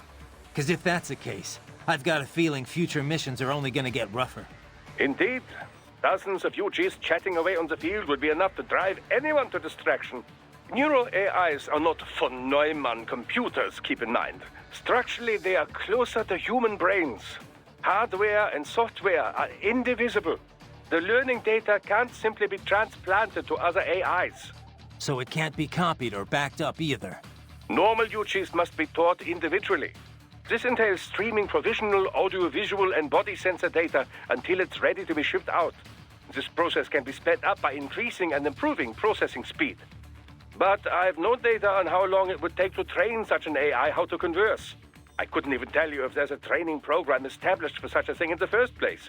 If it is indeed a prototype, it likely learned and honed its skills via the process of trial and error. So it's unique. I cannot say with certainty, but I have not heard of any UG like this before. I would imagine that it was telling the truth when it called itself an experimental prototype. There may be others. Or perhaps it's the only one in existence. Glad we narrowed that down, then. Raiden's like, Doctor, can we take it home with us, please? Please. Yeah, we just need to do what we did in Spider-Man 2. We just upload like 10,000 like dog videos to it and teach it how to be a dog. My apologies, Raiden. I realize we never concluded our discussion on carbon nanotube muscle fibers. Didn't we? CNT drove major innovations in the field of cybernetics, not to mention unmanned gears. As I'm sure you are aware, Walker-type UGs require numerous linear actuators in order to function. Previously, organic polymers or cultivated muscle cells were used to that purpose. But the advancement of CNT technology allowed for comparable power in a far more compact package. This meant the same size UGs could be equipped with even greater firepower. Take the redesigned Metal Gear Ray, for example. They took all the space the old artificial muscles filled up and stuffed it with weapons. Precisely. Of course, UGs have improved in many ways, all to keep pace with cyborg advancements, you know. After all, the original Metal Gear program was designed to unite infantry and weaponry. As an evolution of this concept, the UG is now in direct competition with the cyborg. And the cyborgs already have an advantage with their maneuverability and smaller size, as you well know. Of course, UGs are not dependent on the skills of a human host. Long story short, watch out for UGs. Well, yes, basically. Cyborgs have matched unmanned gears in many respects, but then UG tech advances every day. Do not underestimate any you might run into. Copy that. Is that the last one? Doc, all the Never mind. UG talk got me thinking. Why don't we see more manned gears? Ah, yes, with a pilot. The bipedal tanks and such things, I must confess I have not followed the field closely as of late. But then, who has? Since Metal Gear Ray, all the advances and the funding in mobile artillery has been UGs. So why is that? Well, UGs take many more forms. Aerial drones, treaded tanks, armored transports. And they are perfect for the 3D work. Jobs too dull, too dirty, or too dangerous for men. True Metal Gears with a pilot and nuclear payload were huge and very expensive. They were not practical. It turned out the greater need was for smaller, cheaper units, deployed more easily and in greater numbers. So the field narrowed in on this aspect of gear design, an all-terrain link between infantry and artillery. But even then, the UG models were more popular. In most cases, they simply made more sense. But aren't there situations where you'd want gear-level power, but also a human pilot there to make decisions? UG AI has gotten better, but it's still terrible at handling anything unexpected. But Raiden, this is exactly the role the cyborg has taken. On the manned gear, any advantage over a cyborg in offensive power comes with a matching increase in size. This makes it so large as to no longer be practical for most infantry missions. Conversely, the smaller models are so close to cyborgs that, well, what is the point? Cyborgs are smaller, cheaper, more nimble. Precisely. Perhaps soon we will see the cyborg take the place of the UG, as the UG has done to the manned gear. What, with wings? Scooting around on wheels? Why do you laugh? It is the logical next step to have a human brain integrated into a tank or a plane. Now you're getting into some B-grade sci-fi territory, Doc. Oh, but it is all quite possible, I assure you. Just consider the possibilities. A humanoid frame for everyday life, yes, but the brainstem can be easily extracted and inserted into whatever chassis best suits the mission. So, yes, I suppose the paradigm could be flipped on its head. As UGs become smaller and smarter, they could begin to fill the cyborg's role. They will come to resemble them more and more in form and function, no doubt. I suppose at some point they would no longer be UGs, but androids. Glorious! Hey Timbit, welcome to the stream. Thank you so much for the raid. Please go check out our friend Timbit Hyrian when you get a chance. Awesome streamer with a great community and very awesome attitude.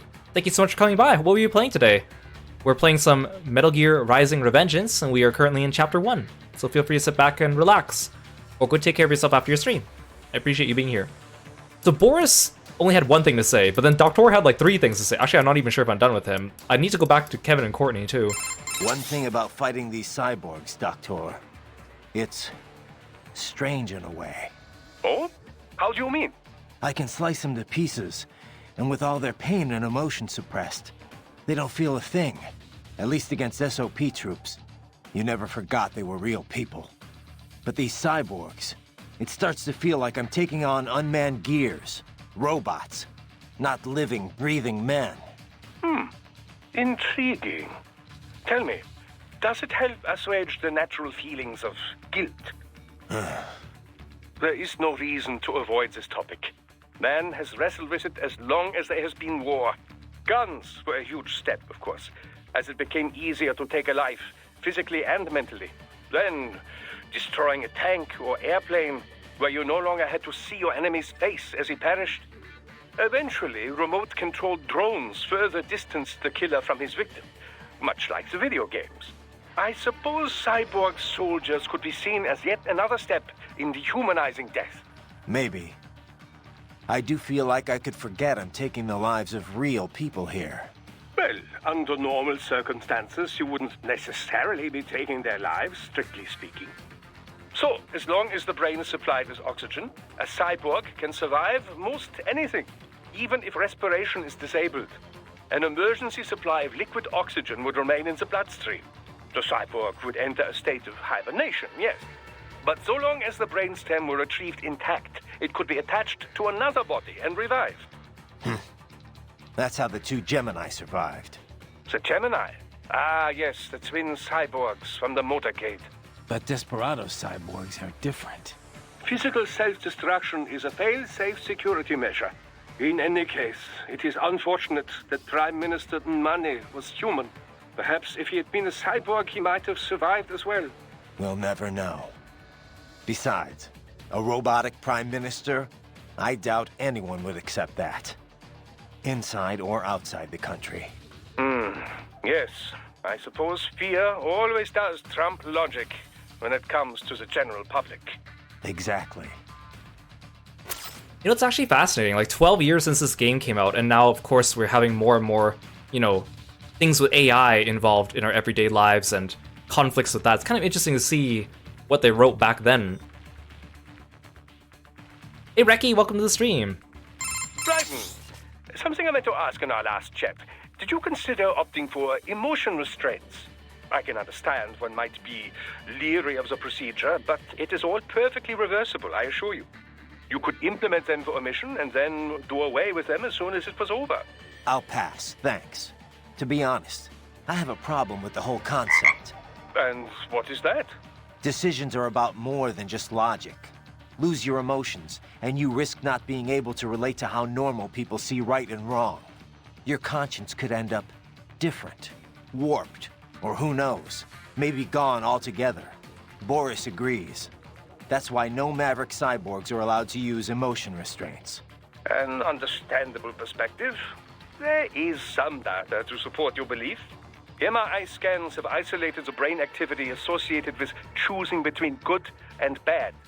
Mostly in the dorsolateral prefrontal and central orbitofrontal cortexes, to be precise. But this entire area of the brain is known to process emotion, not logical thought. It would seem to support the idea that emotion indeed plays a role in values-based decisions. Well, there you go. But another argument can be made, that it is emotion that sparks human conflict in the first place. All the great wars, all the great atrocities, would they have happened if not for emotional decisions? Maybe not. But we can't just ignore the worldview of most of the planet. We don't exist in a vacuum here.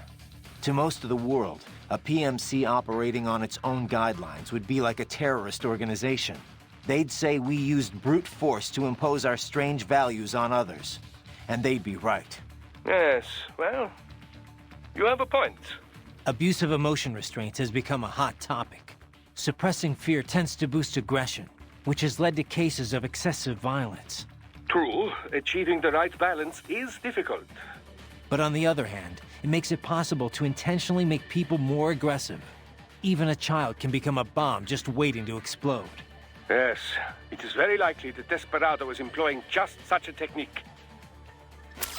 See, like, they go into all these, like, philosophical things, too, on top of, like, you know, the technical and political stuff.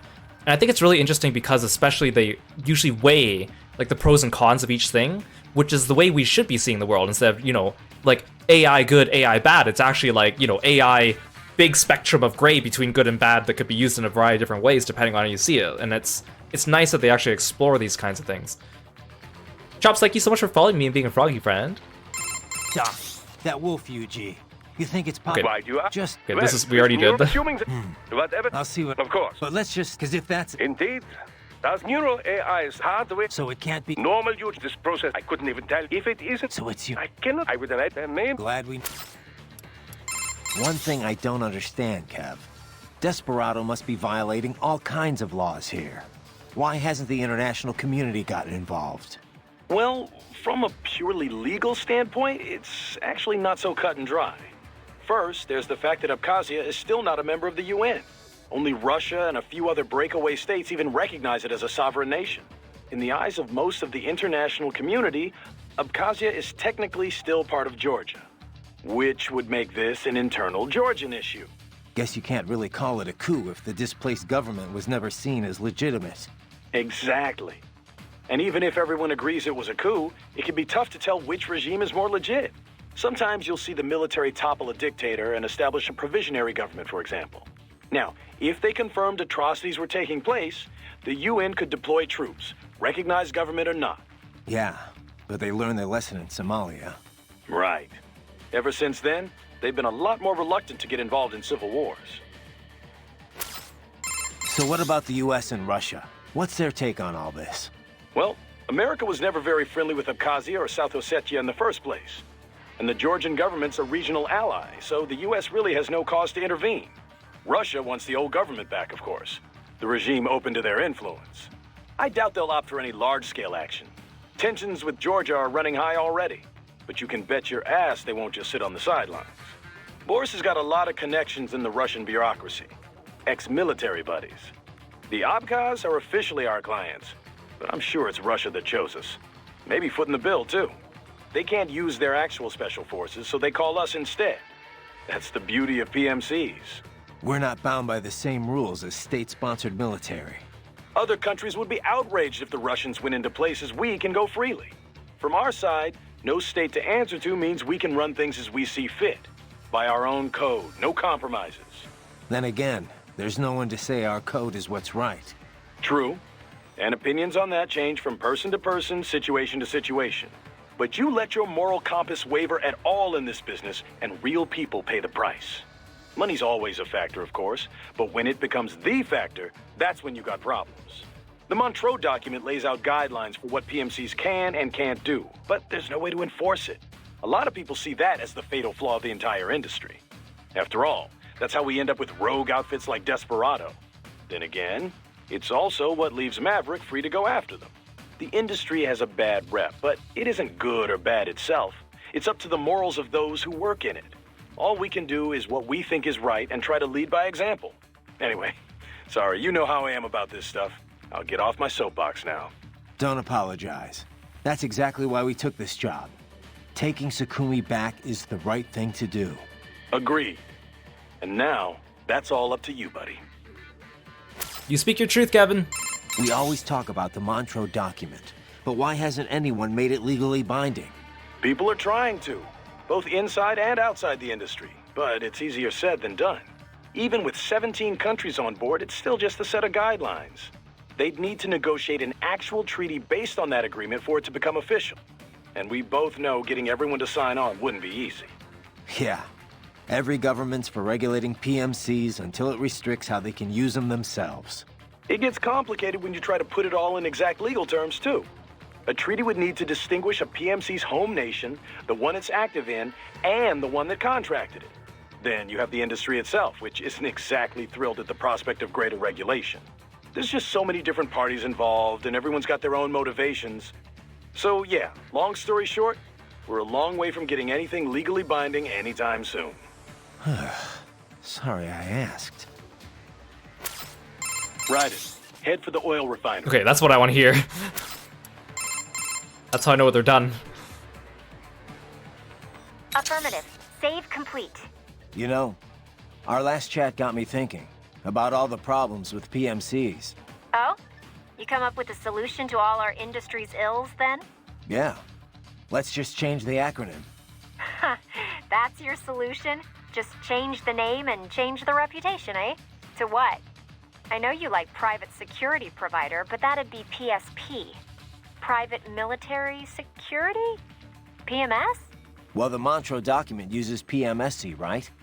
Private Military and Security Company. A bit more comprehensive. And a bit more awkward too, I guess. Seems like it never really caught on. Yeah, we only use PMSC on contracts, or when we're specifically excluding older style PMCs. I guess once a name sticks, that's it. Old habits are hard to break. Right. Besides, I think we're past the point that a name change would do much for the industry's image. I get your point. Though it did work once before, we don't call them mercenaries anymore, do we? Night Danger, thanks for stopping by the stream. We'll catch you next time. By the way, Raiden, we're not picking up any EXIF codes here either. They're all unaffiliated. Makes sense. We're enemies. Desperado's EXIF code won't match ours, and vice versa. How much do you know about how EXIF works? Not much. Just that it comes up as a positive match for friendlies and unaffiliated for anyone else. Which could be friendlies or neutrals not broadcasting the same code for some reason. Say a damaged transmitter or signal interference. But 99 times out of 100, yeah, it's an enemy. EXIF is based on the IFF radio system aircraft use. Stands for Expanded Identification Friend or Foe.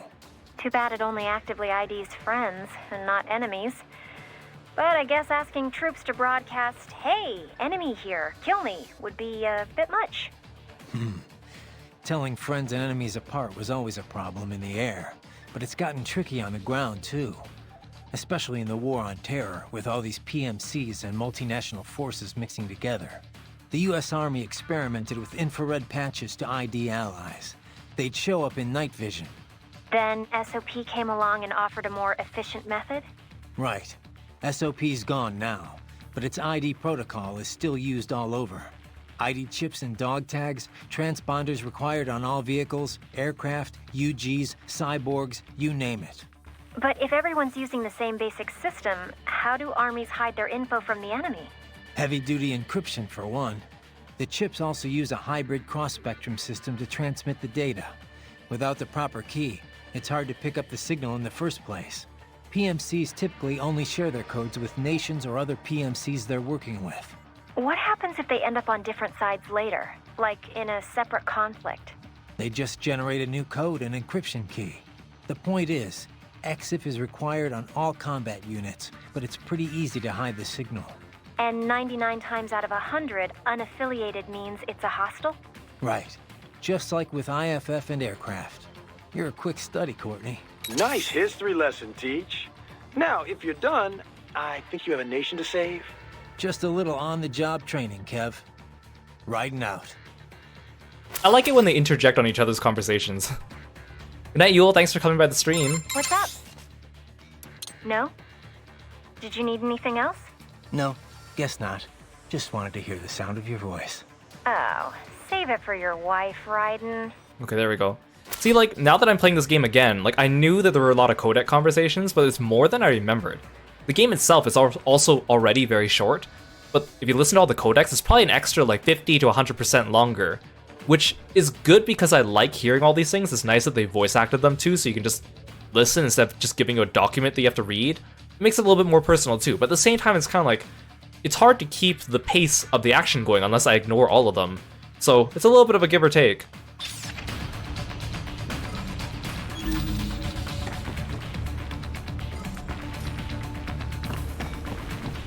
I'm just gonna fight these guys.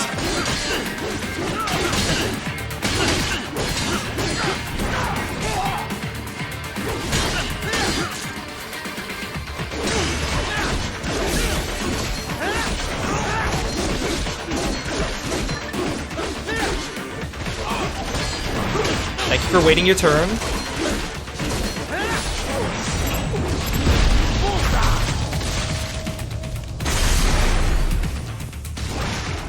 Yeah, it is nice having the option to do so. And of course I know it is very, like, Metal Gear for it. But, like, still, like, we fought Blade Wolf, and then everyone had, like, 3 to 4 extra conversations afterwards. It's just like, I thought it just might be one.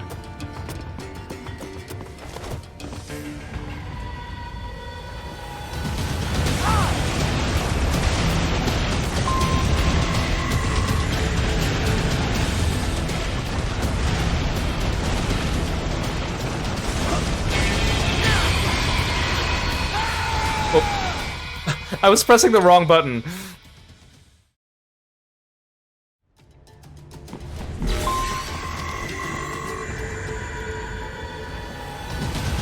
Don't just give me a mash QTE like that.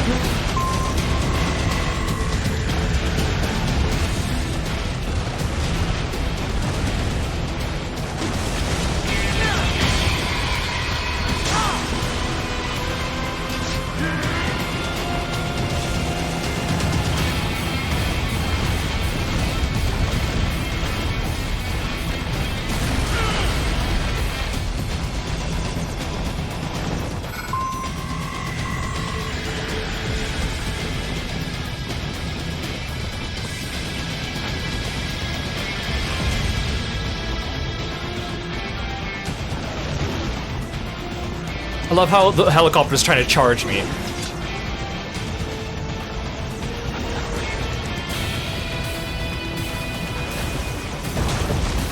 Raiden, I thought you were just gonna... Oh, I need the rocket launcher, that's what.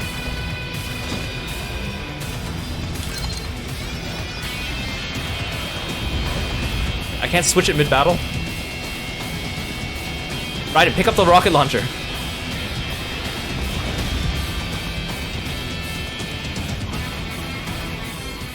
Oh, there we go. Oh no, that's the wrong button.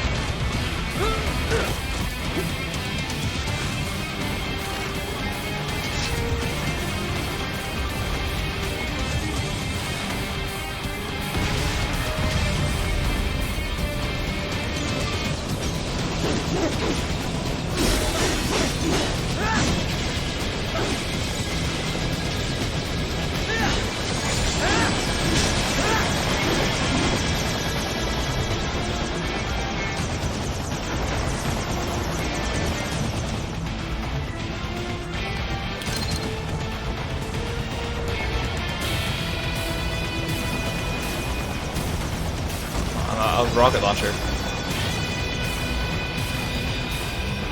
Get up, Ryan! Oh, I keep forgetting he can't double jump, so I have to like land on the pillar and actually like get to the right thing. Oh, another rocket launcher. Oh, homing missile, even better.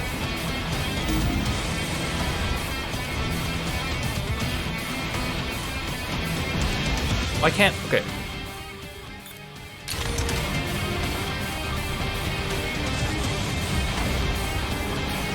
Get over here.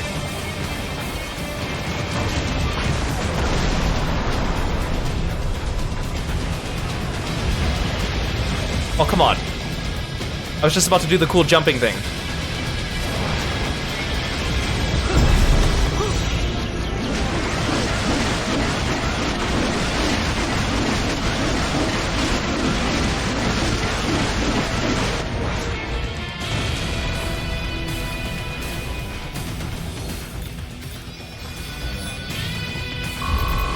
I don't like flying enemies. Must have bet I have like a bunch of codec conversations waiting for me now.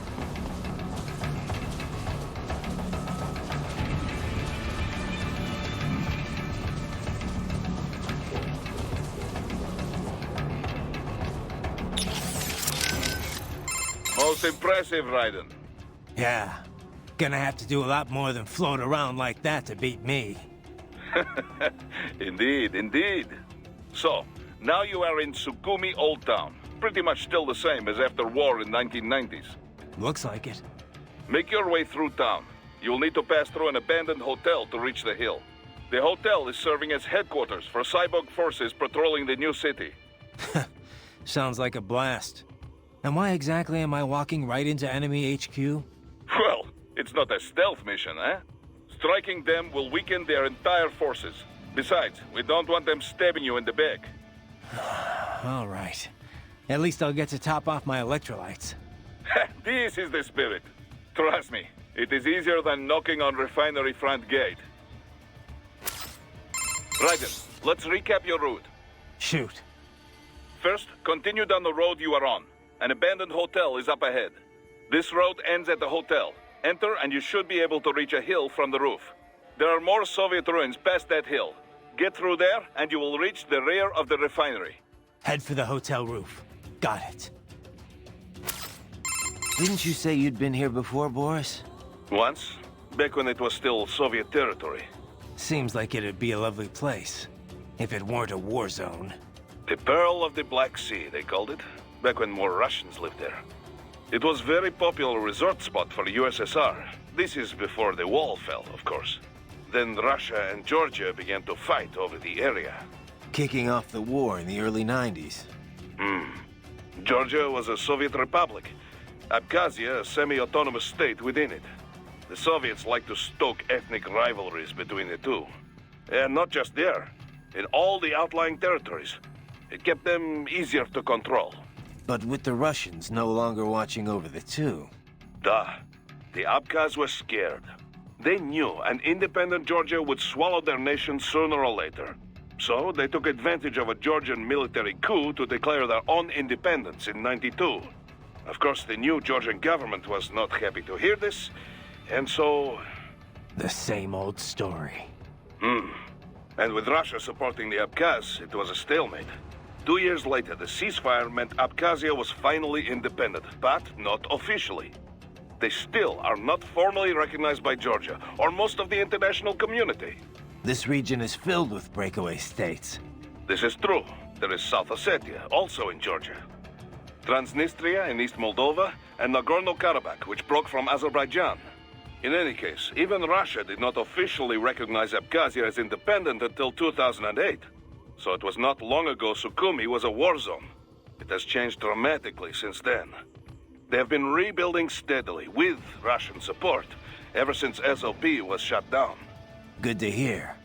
But doesn't that leave them wrapped around Russia's little finger? It does. Which is why Dolzaev is calling for a truly independent state. He wants an Abkhazia that takes orders from no one. Not Georgia, not Moscow. Sounds like a worthy cause. Duh. But many Abkhaz are happy with the reconstruction Russian support makes possible. Few of his fellow countrymen were interested in what Dolzaev had to say. At first. And then Desperado showed up. Exactly. They brought the sad ending to this little history lesson. It is no wonder so many people mistrust PMCs, eh? I suppose not. Boris, do we have anything else on Dolzaev? Any more on his background? Very little confirmed intel, but it seems he is a former Chechen insurgent. He claims he was part of the Chechen National Congress when they declared independence in '91. This was just after the famous coup attempt in Moscow in August. Things were not stable. Gorbachev lost his political power. It was Yeltsin who signed the Belavezha Accords. Right. It created the Commonwealth of Independent States. All republics that made up the USSR became independent. The problem is, Chechnya was never a true republic. It was an autonomous state, but still part of the Russian Republic. Like how Abkhazia was an autonomous state within the Georgian Republic. Duh. The same kind of sad story. Russia does not recognize Chechnya as independent. They send troops and the fighting begins. It is said 250,000 Chechens were killed over the 2 wars that followed. 1/4 the entire population. The Chechens were forced to give in, and the war officially ended. But the rebels kept on fighting.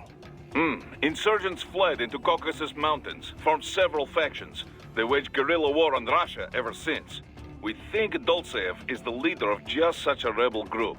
Sounds like Russia bears some of the blame for radicalizing him and his men. I love my homeland, but she is not perfect. What nation is? Just remember, this could all be smoke. We cannot even confirm Dolzaev is truly ethnic Chechen. Say he is, though. What would he be after here in Abkhazia? Some Chechen militants volunteered to fight for the Abkhaz in their war in the early 90s. But when Russia recognized Abkhazia to keep Georgia in check, they also began funding recovery. Which the Dolzaev crowd see as a play to gain influence. But wasn't the Chechen recovery funded by Russia? Duh. And many rebels believe this is why their people gave up on independence. Perhaps this is exactly why Dolzaev is here, to alert the people before it can happen again. But if the Abkhaz people are not interested in fighting, his plan could backfire. So in a way, it's Russian policy that brought him here. He thinks he's fighting to make these people free. Whatever his motives, no one elected him and no one gave him a permit for murder. Now that he is allied with Desperado, he's too dangerous to ignore. Yeah, just like how the AI discussion is very timely. A lot of like the geopolitical conflicts that are mirrored in our world in this game are still very timely conversations. See what I mean when I say like the Metal Gear world has so much like depth and lore and like political stuff to it that I don't really want to get into the series as a whole. I just want to play this one game. Boris, any idea where they're getting the money to fund this operation? Assembling this many cyborgs can't come cheap. Not to mention getting them all here. There are two questions we have about the money. Is Dolzaev paying Desperado out of his own pocket? And if not, then who is? Duh. We do not know size of Dolzaev's war chest, only that he has some funding. Insurgent does not always mean the dirt poor guerrilla with the hunting rifle and homemade bomb. Some rebel groups are very well funded. In Arab oil nations, for instance. Right. They have benefactors who share the same ideology. There is also a chance some other party is backing Desperado directly, creating conflict for their own reasons, like the Patriots used to. Many groups stand to profit from wars, yes? Not just PMCs. Arms maker, contractor. Perhaps it is this kind of corporation behind him. The oil interests alone could make billions here. Duh. Already this violence so near the Abkhazia-Sochi pipeline is affecting markets. An interruption in the pipeline would shift the balance of power between the world's oil giants. Whether it's Dolzaev's goal or no, many groups stand to gain a lot of money from this mess. Is that the end of the Boris ones? Right. I've been thinking. Nope. What Sundowner said. How peace in Africa was a problem for him. Do you remember? Yeah. Doesn't sound like somebody fighting for an anti-Inmani faction, does it? The Prime Minister definitely had his detractors. Anyone in that position would. But he listened to them, treated them fairly. There was no real injustice for the opposition to rally around, so the rival factions never got that popular or that well-funded. There's no way they could afford all this. But it does not make sense for Desperado to be acting alone here either. Even if they trigger full-blown war, there is no guarantee they would get the contract. Perhaps this is about natural resources? The last civil war was over precious metals. You think big business hired Desperado to shake things up? Who can say? At least it has not grown into a real civil war. Yet. We need to figure out who's at the root of all this if we're gonna end it. But knowing is only half the battle. It is the other half that will get you killed. Well, no matter what, this mission has a nice side benefit. Putting a dent in Desperado will screw whoever's backing them, too. Our focus is to help the Abkhaz people. But if we hurt those responsible for this on the way, well, so be it. Yeah, Boris got jealous of Doctor's screen time and was like, I need more. Right then, let's recap your route. Shoot. First, this... Hey, Kev. That piece of shit who killed Inmani. Is he one of those almighty winds? Yeah. Goes by Sundowner. It's a folk name for this warm air current in Southern California. He's also, well, not the formal head of Desperado, but pretty much their de facto leader. Let's see. Born in Alabama, family was poor. Solid student, decent grades, but no money for college, so he joined the army. Says he fought in Panama in '89, then Iraq again, Afghanistan. In 2008, he drops out of the service and starts doing merc work for various PMCs. He was active all through the SOP years. Built up quite a reputation. Apparently, the Sundowner handle comes from all the blood he leaves behind. Looks like the sunset. Anyway, an IED put him out of action for a few years. But then, cyborg tech brought him out of retirement. The army investigated him for possible war crimes. A few times, looks like. Desecrating remains, torturing POWs, some wrongful deaths. No convictions, though. Pretty rosy past, huh? Not that I'm one to talk. Hey, come on, buddy. You know that's not fair. You were just a kid. You didn't know what you were doing. And it's not like they gave you a choice. Yeah. Thanks, Kev. Kev, you dig up anything more on Jetstream Sam? Yeah, actually a bit. Still a lot of missing pieces. I'll take what I can. Right. Full name, Samuel Rodriguez. Born in Brazil, so I guess that'd be more like Samuel Rodriguez. He's actually not one of the Winds of Destruction. He's not even a Desperado employee. Yeah. Didn't seem like your typical PMC to me. His father ran a Brazilian Kenjutsu dojo. Genjutsu. That's a school of Japanese swordplay. Mm-hmm. A lot of Japanese immigrated to Brazil way back when. They brought martial arts with them. Those evolved and became their own offshoots. You've heard of Brazilian Jiu-Jitsu, right? It's their variation on Judo. Brazilian Kenjutsu's the same kind of thing. A different evolution of the old samurai sword skills. Bit of capoeira and some other stuff mixed in. Anyway, I did some digging. Apparently, the Rodriguez dojo was a big proponent of the Uridachi style. Uridachi, a.k.a. Setsujinken, the murdering sword. Basically the polar opposite of my sword of justice. Rodriguez Kenjutsu uses kicks, sword butts, even throws. Unpredictable and very deadly. Anyway, this is interesting. Sam's father was killed by one of his pupils. There were rumors one of the cartels was involved, but it's not clear how or why. And after that, Sam disappears for a while, then comes back, kills the guy who killed his dad, and leaves Brazil. He travels the world for a while, taking odd jobs, bodyguard, cleaner for the mob, etc., etc. Made a big name for himself in the criminal underworld, especially in Central and South America. One story has Sam taking out a mafia hit squad, 10 men, all with assault rifles, using only his sword. Not unheard of for a cyborg. This was back in the early 2000s. Come on. He did that without enhancements? And pre-SOP? That's the story anyway. And he's a cyborg now, so he could only be stronger. Not to freak you out or anything. I told you, Kev. I got a reading on his fighting style from last time. And my body's been upgraded. I'll be fine. Yeah. No. I know you will be.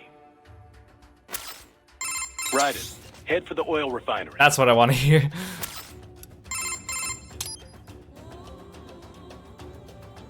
Hey, Courtney. Have you ever tried Abkhazian cuisine? Georgian, yes, but, I mean, I don't really know much about Abkhazia, so it'd be nice to try it, though, since we're this close and all. Huh. Even you haven't tried it? Now I'm really curious. What do you mean, even me? Well, before we head to any new country, you always hit up local spots that serve their cuisine, right? You know, your little research trips. Oh, come on. Not always. I just think it's interesting to compare local interpretations of ethnic food to the real thing. Plus, it's a great way to get familiar with a big part of any nation's culture. That's all. Okay. But no time for research this time around, huh? Well, like I said, I've had Georgian food before. And most of the Eastern Bloc sees Abkhazia as just another part of Georgia. But yeah, really tasty. They had this incredible cheese bread. Ugh, and the wine. Georgian wine is famous after all, though I hear you won't find it in Russia. They say most Abkhazian cuisine is closer to Turkish food than what you'll find in the rest of Georgia. Apparently only their wine resembles what they serve in Georgia. Thanks for the stretch, Kira. And you guys at home, make sure you also take the chance to stretch. How are things back at Control, Courtney? Things are fine. Same as usual, I guess. Russia is, you know, Russia. Not that I've left HQ much to see anything, really. No concerns about security? Isn't that a civilian airport you're stationed at? Sochi International, yeah. But we're fine. We have our own cyborg detail on the job. Plus, any trouble and we can just take off. Literally. One of the perks of housing your HQ in a giant transport plane, I guess. Now, if anyone wanted to mess up this op, they'd have a much easier time coming after you directly. I'm not so sure. Have you seen this new body in action? It's amazing. It's ready for anything. Unless they... Oh, Raiden, yeah. Your body?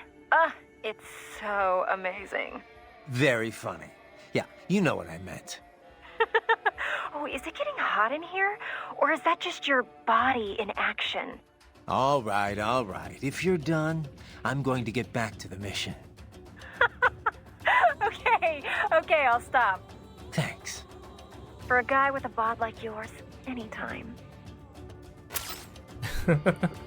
Hey, Red Earthling, welcome to the stream. Thanks for following me being a froggy friend. By the way, I picked up something interesting on that tilt rotor back in Africa. Desperado's getaway vehicle? What do you got? I traced its registration. It comes up as a, get this, mail transport. A Somali civilian helicopter. Not even the right type of aircraft. So the registration is fake. Well, par for the course for Desperado, I guess. I wonder why they bothered with the tilt rotor in the first place. Why not? They can take off and land without an airstrip, virtually anywhere. Hover, too.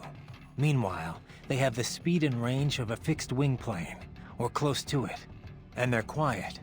You don't get all that BVI noise from the blades like with a normal copter. Aren't they more accident-prone, though? They were. Used to call them Widowmakers. The rotor tech is really complex. There've been a lot of mishaps over the years, but each one's helped perfect the design. These days, they're as safe as any other aircraft, helicopter or fixed wing. Most of VTOL's bad rep is left over from the thrust vectoring jets of the past. Ah, no wonder you know all this. Says here you took down a Harrier once. Wait, by yourself? Well, I did have a rocket launcher. Wasn't so tough while it was in hover mode. I bet you're just being modest. Must have been a pretty crazy op you were on. You don't know the half of it. What's up? No? Did you need anything else? No, guess just wanted... Oh. Okay. That was a hammerhead, right? Okay, Dr. Horror, give it to me. The first canard rotor wingcraft to go into general use. Mm-hmm. Capable of taking off vertically like a helicopter with a fixed wing mode for speedy flight. A jet nozzle on the rotor provides the propulsion that spins the rotor and keeps the craft hovering. During flights, the rotor is fixed, becoming the craft's main wing. The tail wings and canards, the wings on the far front, provide lift while the craft is changing modes. Pretty wild. And the hammerhead's the only one out there. The design began as data-funded research. The craft they designed could take off and hover well enough, but they could never figure out how to handle going over to fixed wing. The project was cancelled in 2006, but AT Corps apparently picked up where they left off. Sounds like a troubled development. But worth the effort. Unlike a helicopter or tilt rotor, the machinery spinning the rotor is exceedingly simple. Not only does it cut down on weight, but maintenance is made easier. In fixed-wing mode, it is no different from any other jet aircraft, giving it a decisive speed advantage. I must say it's well suited as an escort to a tilt rotor, too. I can see you're a fan. Oh, I'm a fan of anything imaginatively designed. As a scientist, it pushes all my buttons, one would say. In terms of innovation, it shares a great deal with the Triebflügel, a World War II-era German concept craft. It, too, utilized the tip-jet concept. Doesn't look like it has any business being in the air, though.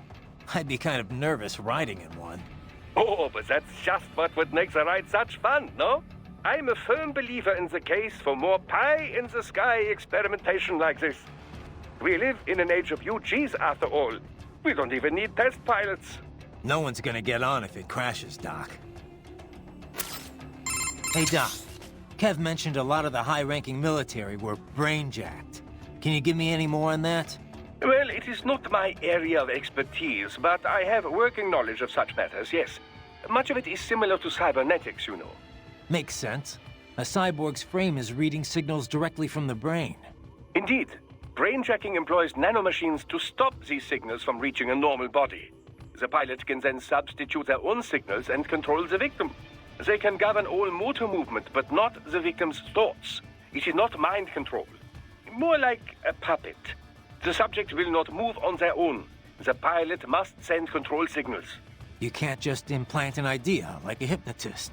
Precisely. You must manipulate them directly. Now, there are several methods for doing this. The pilot can act out the desired behavior and send the resulting electric impulses in real time. For example, the master raises his right hand, the victim does the same. The master says, Arschgeige, and the victim does as well. Yeah, I get the idea, Doc. Another method is to set an AI in control as a victim. Less convincing, but less labor-intensive. The AI can access the subject's memory center, at least, to recognize acquaintances and the like. But anyone looks really closely, and the gig is up. Mimicking behavior from surface memories is difficult, you know. Quite difficult. AIs are still very poor at replicating more subtle cues, such as the manner of speaking. As a result, often the victim can barely pass as a human, much less any certain individual. With the current tech, a passing acquaintance might be fooled, but not a close friend. Not for long. Good. The idea of AIs controlling people is bad enough. At least I'll be able to tell if it happens to someone I know. Again, it's fascinating again to hear these conversations from like 12 years ago about AI, and then here we are. So Doc, if brainjacking can access someone's memory, can't we basically see everything in their past? Well, that would depend on precisely what you mean by see their past. The brain does not store every single detail the senses take in, you know. It records highlights, further simplified into a highly symbolic form, all to lighten the amount of data. We know how the brain reacts to what it was previously aware of. We can even gauge the emotion provoked. But reproducing memories? No. I've seen little progress in research to this area. But say we directly linked my brainstem with the nanomachines of a brainjacking victim. Couldn't I read their memories? There have been attempts at such things, but it is not so simple, you know. The connections between successive memories make up one's identity. If you disturb that, for example, say we remove all memories you have of being yourself and replace them with my own. Yeah. You would feel you was a great Dr. Wilhelm Vogt. You would behave very similar to how I do. However, what if instead you kept your own memories and we added mine to them? You would feel you are both Raiden and Wilhelm Vogt. Suddenly your memories would not lead one to the next.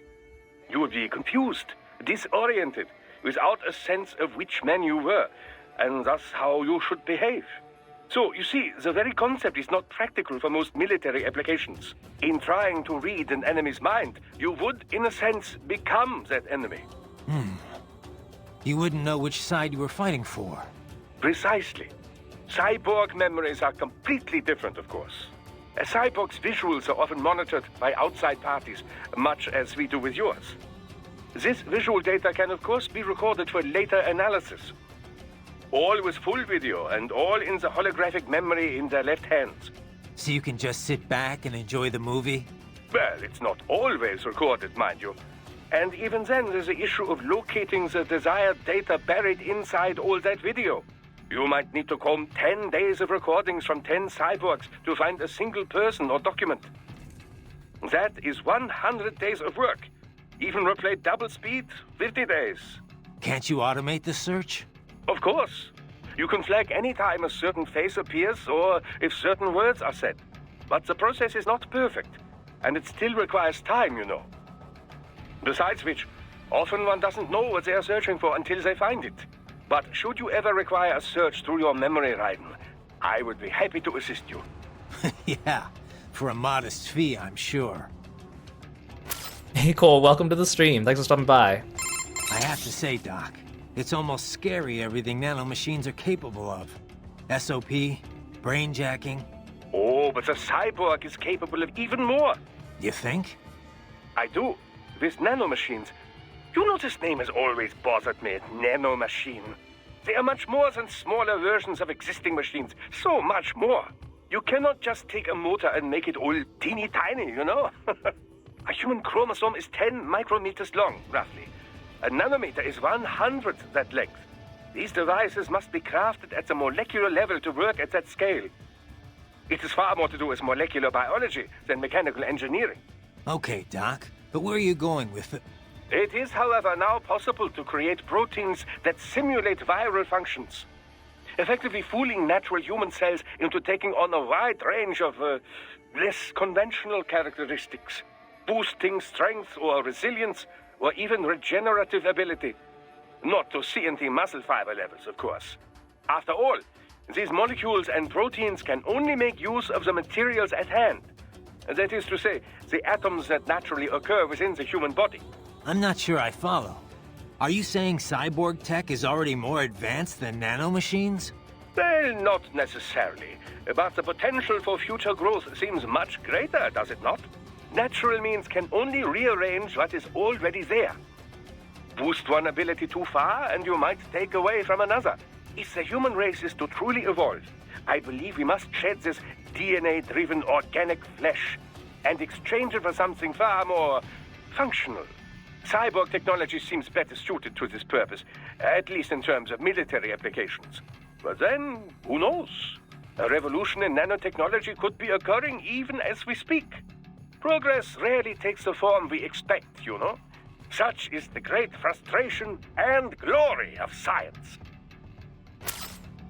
Sometimes it's hard to tell when the conversation is going to end. Sometimes Raiden says something that sounds like the end of a topic, and then he'll keep talking, and sometimes he just kind of ends.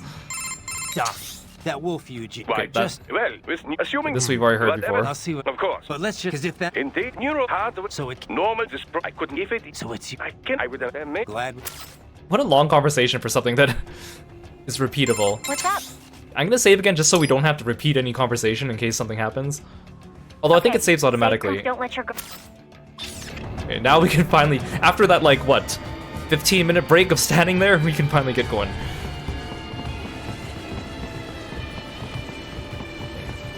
The enemy's got vehicles using that route. It's too far on foot and too heavily guarded. Stick with the plan and make your way through the old city. Flying enemies.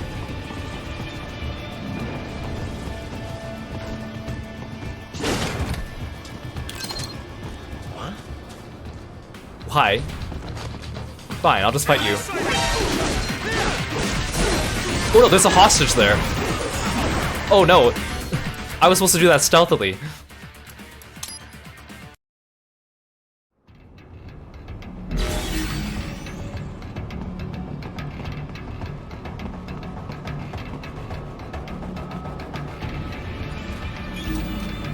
Well, it has like auto check marking if you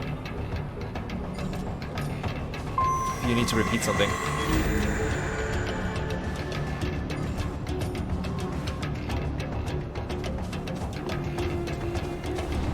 You gotta be pretty stupid to try and hide here. Looks to me like Russian spies. Hey, we are just... Well, we can't let them give away our... How do I stealth these guys? Like, how do I stealth these things?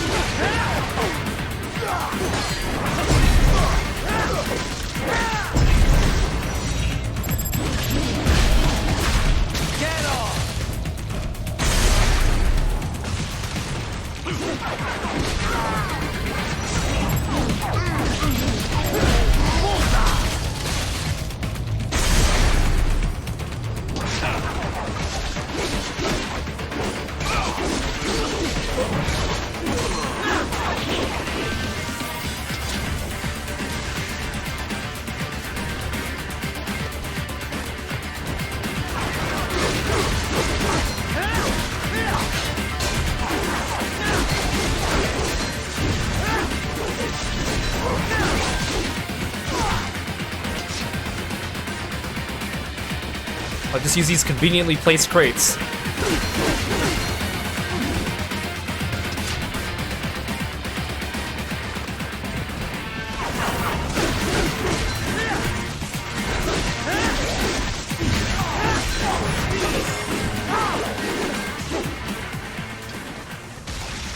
Sorry, man. So you do get like bonuses for saving the hostages, but some of the hostage things in this game are kind of hard. And honestly, I just want to keep going with the story because of all that talking we did. Sorry, man. I'll save you on another lifetime.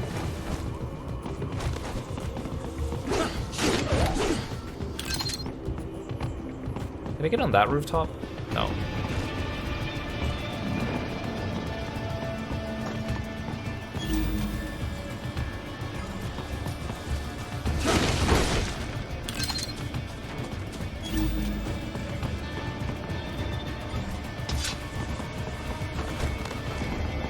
Anything up here?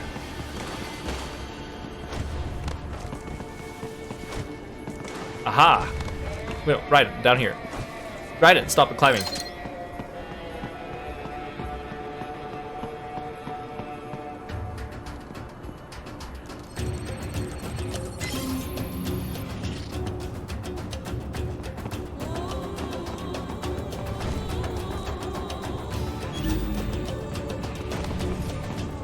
I saw something.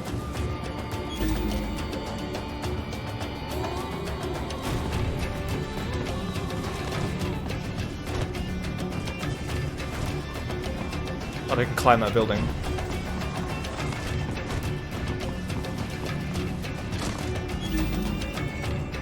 Ooh, rocket launcher. So that's where they're holed up. Some kind of electronic lock on the gate. Most likely it opens only if you have the right ID data stored in your left hand. Perhaps you could find a cyborg with access and borrow it? You see any cyborgs around here, Doc? Why not double back? Check the vehicle route again. You know, back at the entrance to the old city. Who knows? Maybe you can hitch a ride. Most likely, platoon commanders carry correct ID data for the gate. Use enhanced mode to figure out who to hit.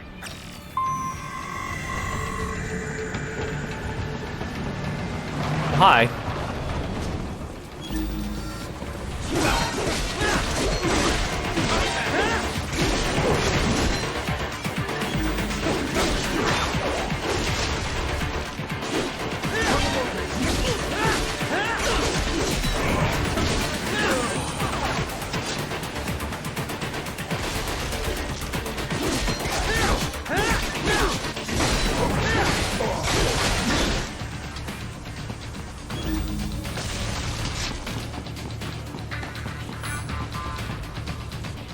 You. Did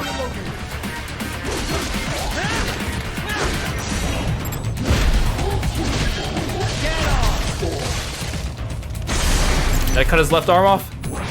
Bravo! Excellent Thank work. you. There was classified data embedded in that hand. It appears that man underwent modification at the Patriot facility, just as you did. Thanks for giving me a hand.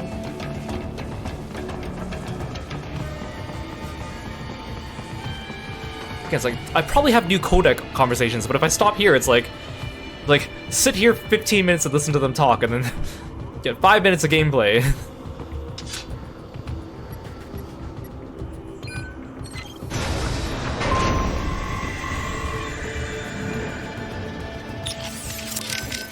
But then otherwise I'll have a backlog. So I get past the gate and into the hotel. Then what? This road ends at the hotel. Enter and you should be able to reach... That hotel was used by the Nomenklatura, Okay, no, this is new. high-ranking Communist Party bureaucrats. All destroyed now, of course, but in Soviet days, full of luxury. Anyway, you should be able to reach a hill from hotel roof. There are more Soviet ruins past that hill. Get through there and you will reach the rear of the refinery. Head for the hotel roof. Got it. Wait, he kind of already told me that, but I think he added extra details. So I get past the... Anyway, there are... Head for... Okay. Ride it. Head for... Thank you. Okay, good. What's up? Okay, it looks like I did all the conversations for like this next little stretch. Save. Don't let your guard. Stay vigilant. Thank you. Okay, good. Thank goodness.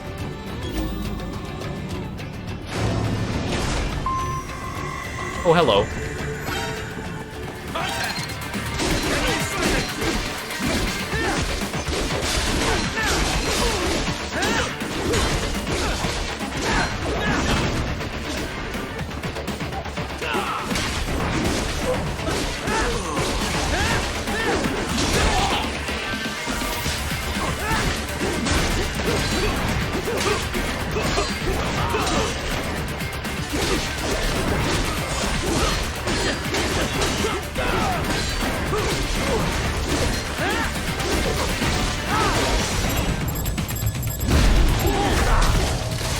Thank you.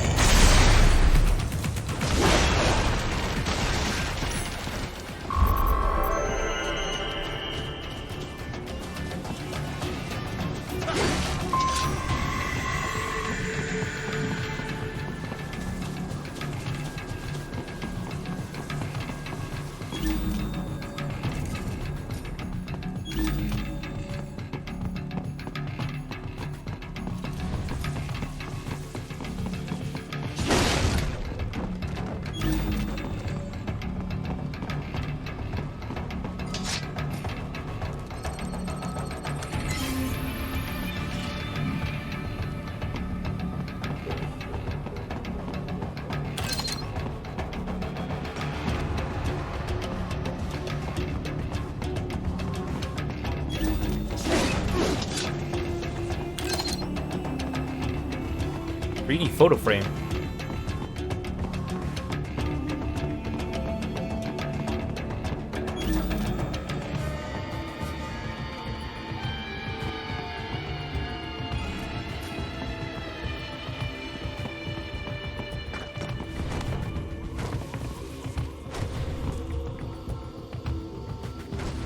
To get to the plant, first make your way to the hotel roof.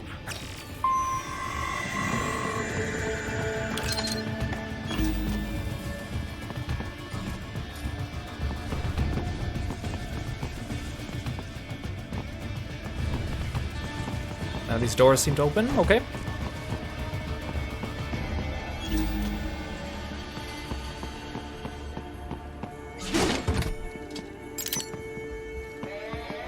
I'll spend my BP before we fight the boss, I think.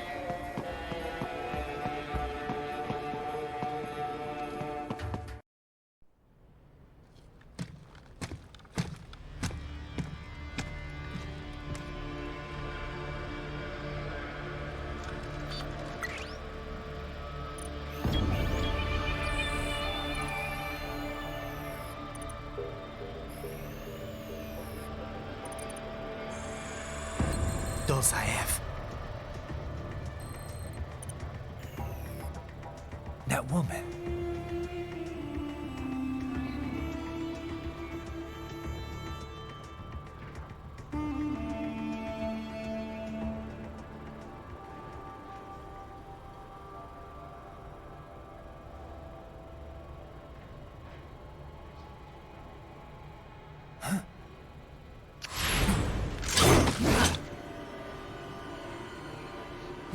Raiden, what's happening? Your heart rate spiked.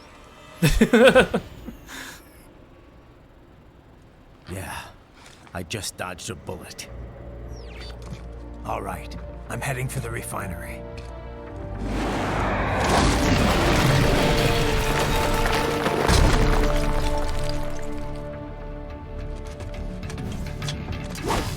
Yeah, he dodged that kiss. I have to say, I really like the boss fight that's coming up. The music is great, and the boss design is fantastic.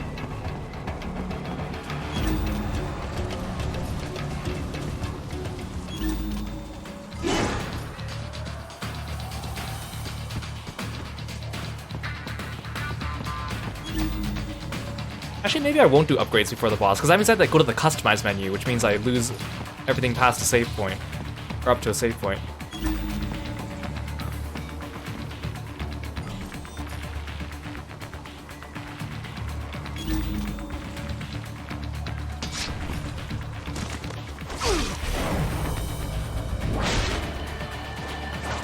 You didn't see anything. You are good. Thanks, Courtney.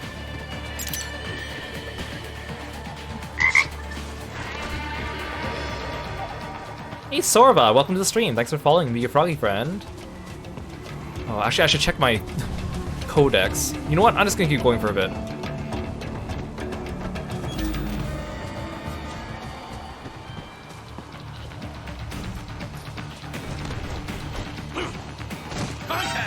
Come on, I was gonna hit you in the back.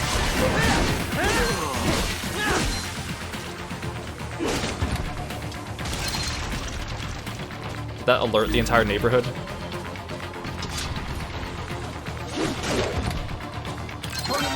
Oh, hello.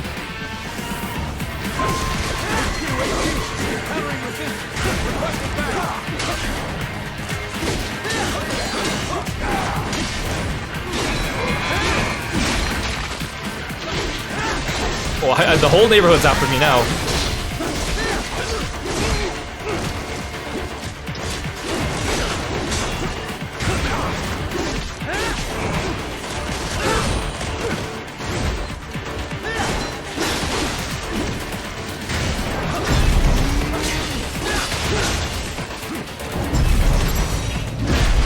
Give me your healing. Thank you.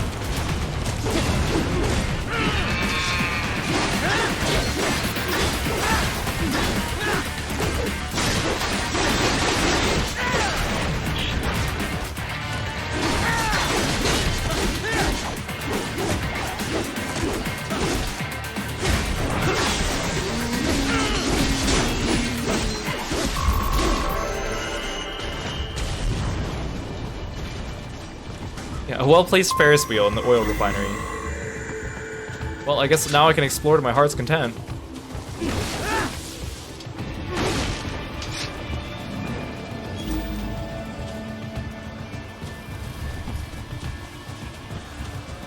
Okay, there's like an item behind this building.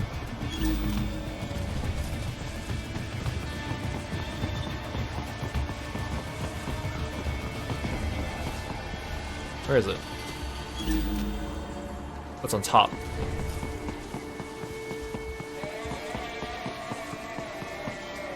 How do I get up?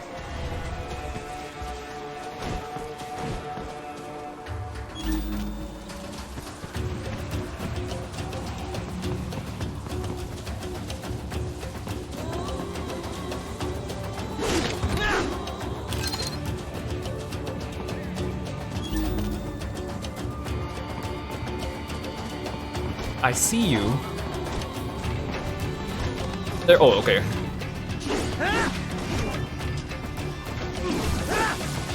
think these things I can only blade mode them. Oh, I have to cut the lock. That's what it is. Kind of a cool mechanic.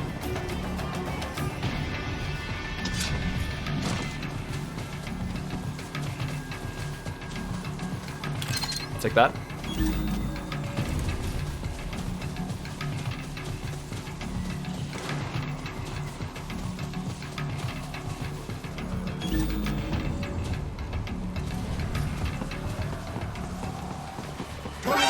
Oh, hi.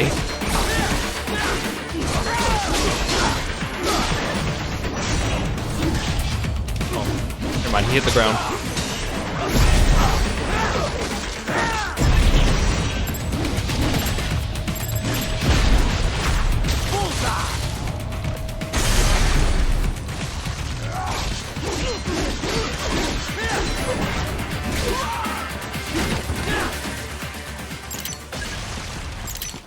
Thank you.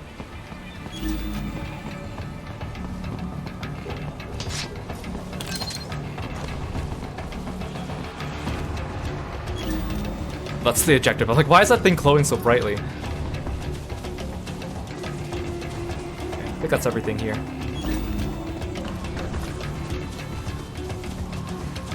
Try not to miss stuff.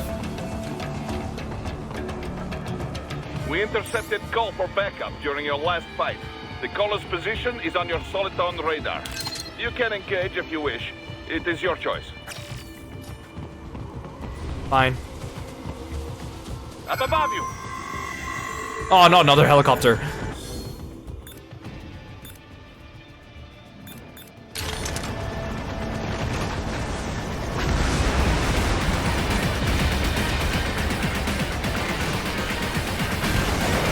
Oh, come on, I missed.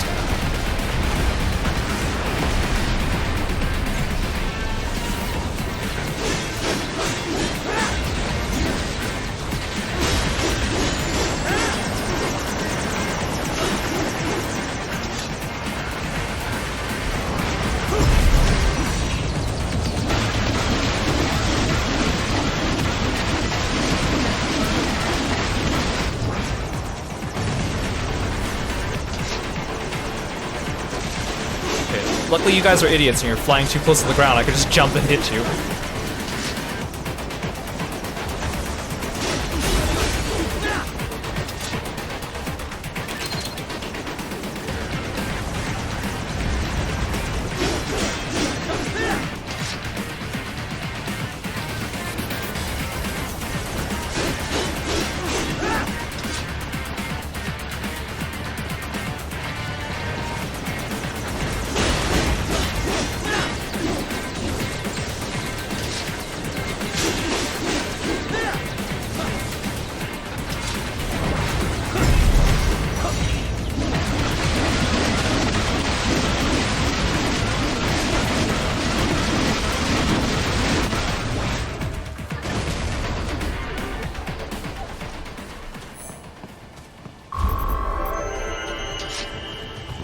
Oh, I took no damage. Nice. Very cool. Oh, hi. Oh, there we go. Okay, let's check our codec. Boris, I got a visual on Dolzaev and Mistral. Looked like they were arguing over something. Mistral's heading up the force at the refinery, correct? We're sure on that? Yes, but I'm not sure how good a commander she is. As a fighter, talented, yes, I know, but... Well, neither one looked very happy. Maybe she'll withdraw. Oh, I doubt that. She may not like him, but she will follow her orders. She is just the leader on the ground here, I think. Someone else is calling the shots behind cover. All right. But what's the end game here? Say I die and we can't stop them. Then what? Are they even capable of forming a real government? Do they think the people here would support Dolzaev? Good questions, Tovarich. History shows it is a much easier thing to take a government than to keep it. An unpopular regime can only ignore the will of the people for so long before they rise up. And trying to do all this with PMC soldiers? Difficult. And very, very expensive. Someone else must be bankrolling this for their own reasons. Someone with very deep pockets. Who stands to benefit the most from all this? Most likely someone with an interest in that refinery. The plant has pipelines connecting with Sochi in Russia and Supsa in Georgia. Crude oil from the Caspian Sea is refined in Sukhumi and then sent on to Russia. Oil. I wonder if Dolzaev knows he's being used. Then again, I wonder if he'd even care. What do you think Dolzaev and that woman were discussing? Even your ears could not catch it, huh? No. Even enhanced hearing doesn't help when it's too far for sound vibrations to travel. A pity they were outdoors. We could have deployed laser surveillance unit if they were inside, near window. Yeah, maybe if conditions were perfect. I'd have to be lined up just right to get the beam directly in front of the glass. And there's the problem of noise, too. Duh, true enough. Anyway, not much point talking about it now. Better I just head over there and wrap this up. Of course, of course. I only wonder because I have no idea what Dolzaev is thinking. The more intel we have, the better. Relax, Boris. Once I take out Mistral, the rest will be easy. Let us hope so. Night Lord, thanks for stopping by the stream. We'll catch you next time. Hey, Boris. I know this probably isn't the best time for this, but... No problem. Ask me anything. My goal is to have open company, hiding nothing from its employees. Right. Well, there were a few big proposals we had in the works, right? What do you mean? You know, my doing tactical drills with the Brazilian Special Ops Force in Rio. Playing the bad guys in that South African anti-terror police training program. On-site security consulting for the Swiss.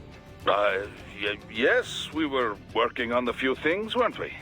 Well, I thought so, but they're not in Maverick's task management database. Well, right then. We've had to freeze those proposals. Temporarily, you see? You're putting them on ice? They would be too much distracting for you. We need to focus on current op. That doesn't seem necessary. You're gonna disappoint a lot of prospective clients. Well, yes, but... This is about Inmani, isn't it? I should not have tried to hide it. Right. Open company, remember? Well, yes, but we can't afford for you to be too shaken to complete your mission. Boris, I'm fine. I know it's not all my fault, but my client was killed. Kinda expect to lose some work after that. Yeah, not your fault, but my responsibility in the end. We were far too lightly equipped. No one on the field made mistakes. It's a third world country. We were working with a shoestring budget. If we went in heavier, burning Maverick cash, we'd have been in the red. And that is the tricky part about this business, yes? But what is past, and too early to worry about the future. Just focus on the matter at hand. Okay. What do you think Dolzaev and that even... No. A bit... Yeah, and there's... Anyway, better I only more... Relax. What? You get all that, Kev? The woman with Dolzaev. That's Mistral? Yep. The only female member of the Winds of Destruction. The name is from... a cold, dry regional wind in France that blows from the Alps down to the Mediterranean. She French? Yep. Born in Algeria, though. It was a French colony until they declared independence in the early 60s. Haha, but you already knew that. Yeah. They were the last French colony in Africa. You know your history. Plenty of French colonial families still live there. Bêtes Noires, they're called. I've heard the term. The main character in that Camus novel, The Stranger, was one. You also find a lot of Algerians who've immigrated to France, although they put a stop to that a while ago. Yeah. A lot of European countries seem to be clamping down on immigration lately. Miss Strahl joined the Foreign Legion to get her citizenship. A woman legionnaire? And not the first. There was one that served in the North Africa campaign during World War II. Anyway, Miss Strahl's been doing PMC work ever since her Legion discharge. We're not sure why she went cyborg. She's officially leading the force at the refinery, but she is also a combatant. Don't have anything on her combat style, but do not underestimate her. The Winds of Destruction are trained killers, all of them. They didn't let her in because of her looks. I don't need a reminder. I won't let my guard down. Yeah, but, speaking of her looks, she's got, well, I mean, a couple of huge... Look, just don't get distracted, okay? Sounds like you should take your own advice there, Kev. She has huge what, Kev? What do you want to say, Kev? So, Kev, what exactly goes on here anyway? I mean, obviously refining oil, but what else involved with that? How careful do I need to be? Skip that week in science class, huh? All right, how much do you know already? Just the basics. They take crude and refine it into gas and stuff. Other usable fuels, right? Well, yeah, and stuff. Kerosene, liquefied petroleum gas, naphtha, jet fuel. Naphtha? The raw material for ethylene, which is then the raw material for polyethylene and other plastics. Crude oil's used for a lot more than just fuel, you know. These days, it's the core component of just about every chemical product. Okay. Crude contains a lot of molecular hydrocarbons and impurities. The refinery distills and extracts these hydrocarbons at their different boiling points. Once the impurities are removed, what's left can be used to make gasoline and so on. Right. So, pretty much exactly what I said in the first place. Oh, well, if you know all this already, I guess we're done here. I could use a bit more detail on... All right, cool then. Kevin out. Good, I didn't need that. Hey, Kev. You have anything on that sword Sam was using? Didn't seem like your garden variety high-frequency blade. It's not. It's a samurai sword. The real deal. 16th century make, handed down in his family ever since. Sam had it recast as a high-frequency blade. Doesn't say by who. Is this something I need to worry about? Maybe. You know the basics of sword making, right? The harder the metal, the better it cuts, but also the more brittle it is. So a sword's gotta be sturdy, but also just pliable enough to absorb shock without breaking. Walking that line, striking that balance, that's what makes sword crafting an art. Japanese swords fuse different types of iron, each with different amounts of carbon. Different levels of flexibility, in other words. So the blade can be tough and razor sharp. And that gets multiplied when the sword gets the HF treatment? Yeah. Basically, the high-frequency upgrade sets the blade vibrating really, really fast, right? That vibration acts on the electron shells of atoms in the sword and the local electromagnetic field. When the EMF achieves resonance, the blade's bonding is strengthened. At a quantum level, it's like the entire sword is made up of the exact same particle type. It also disrupts any atoms it comes into contact with. Say, those that make up the target. Their electron clouds shrink from exposure to quantum decoherence at the Planck scale. In other words, it electrically severs the bonds that keep the target's atoms together. You lost me around the EMF part. And that's the dumbed-down explanation. To be honest, even I don't understand all the details. Point is, an HF upgrade is like an amplifier. It so Sam's badass blade might give him the edge. I mean, you know what I mean. The original sword was really that good? Sounds like it. Says here it's a Murasama blade. Murasama. Sounds familiar. One of the top 10 best-known sword makers worldwide, easy.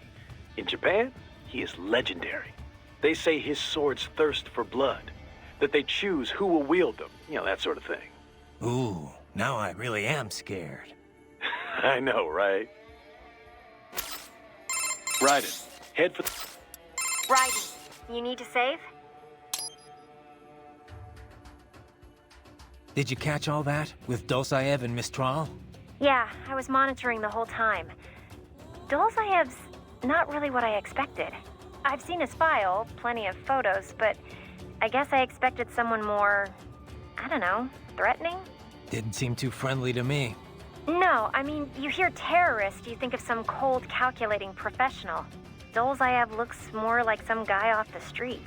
Cold, calculating professional types don't usually bother with terrorism. It's too risky. Most terrorists are ordinary people, radicalized one way or another. Yeah, I guess so. Of course, that doesn't make what they do any easier to forgive. What about Miss Trawl? What'd you think? Well, she's certainly attractive. Probably an artificial face, though.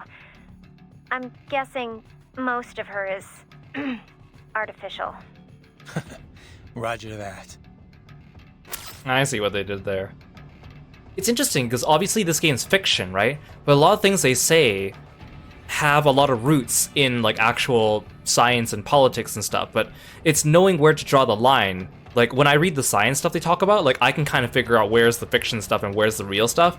But if you're not in the know, it just all sounds like fiction to you. But that's what makes it fascinating to me. So Mistral's from Algeria. Have you ever been? No. You? Once, for a consulting job. Pretty short trip, though. I hear it's pretty safe there now, compared to how things were at the start of this decade. Yeah, I was able to slip a little sightseeing in. Pretty nice spot for a vacation. Kind of hot, though. 80% of it's the Saharan desert, and wow, it was just like you'd imagine. So much sand. You could easily imagine camel caravans trekking beneath the early evening moon. It was like something from another world. Yeah?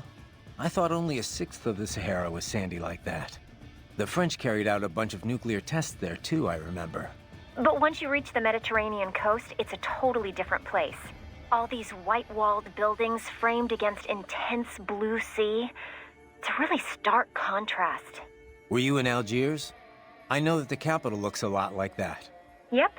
The local cuisine's totally French-influenced. I'll never forget this one lunch near my hotel.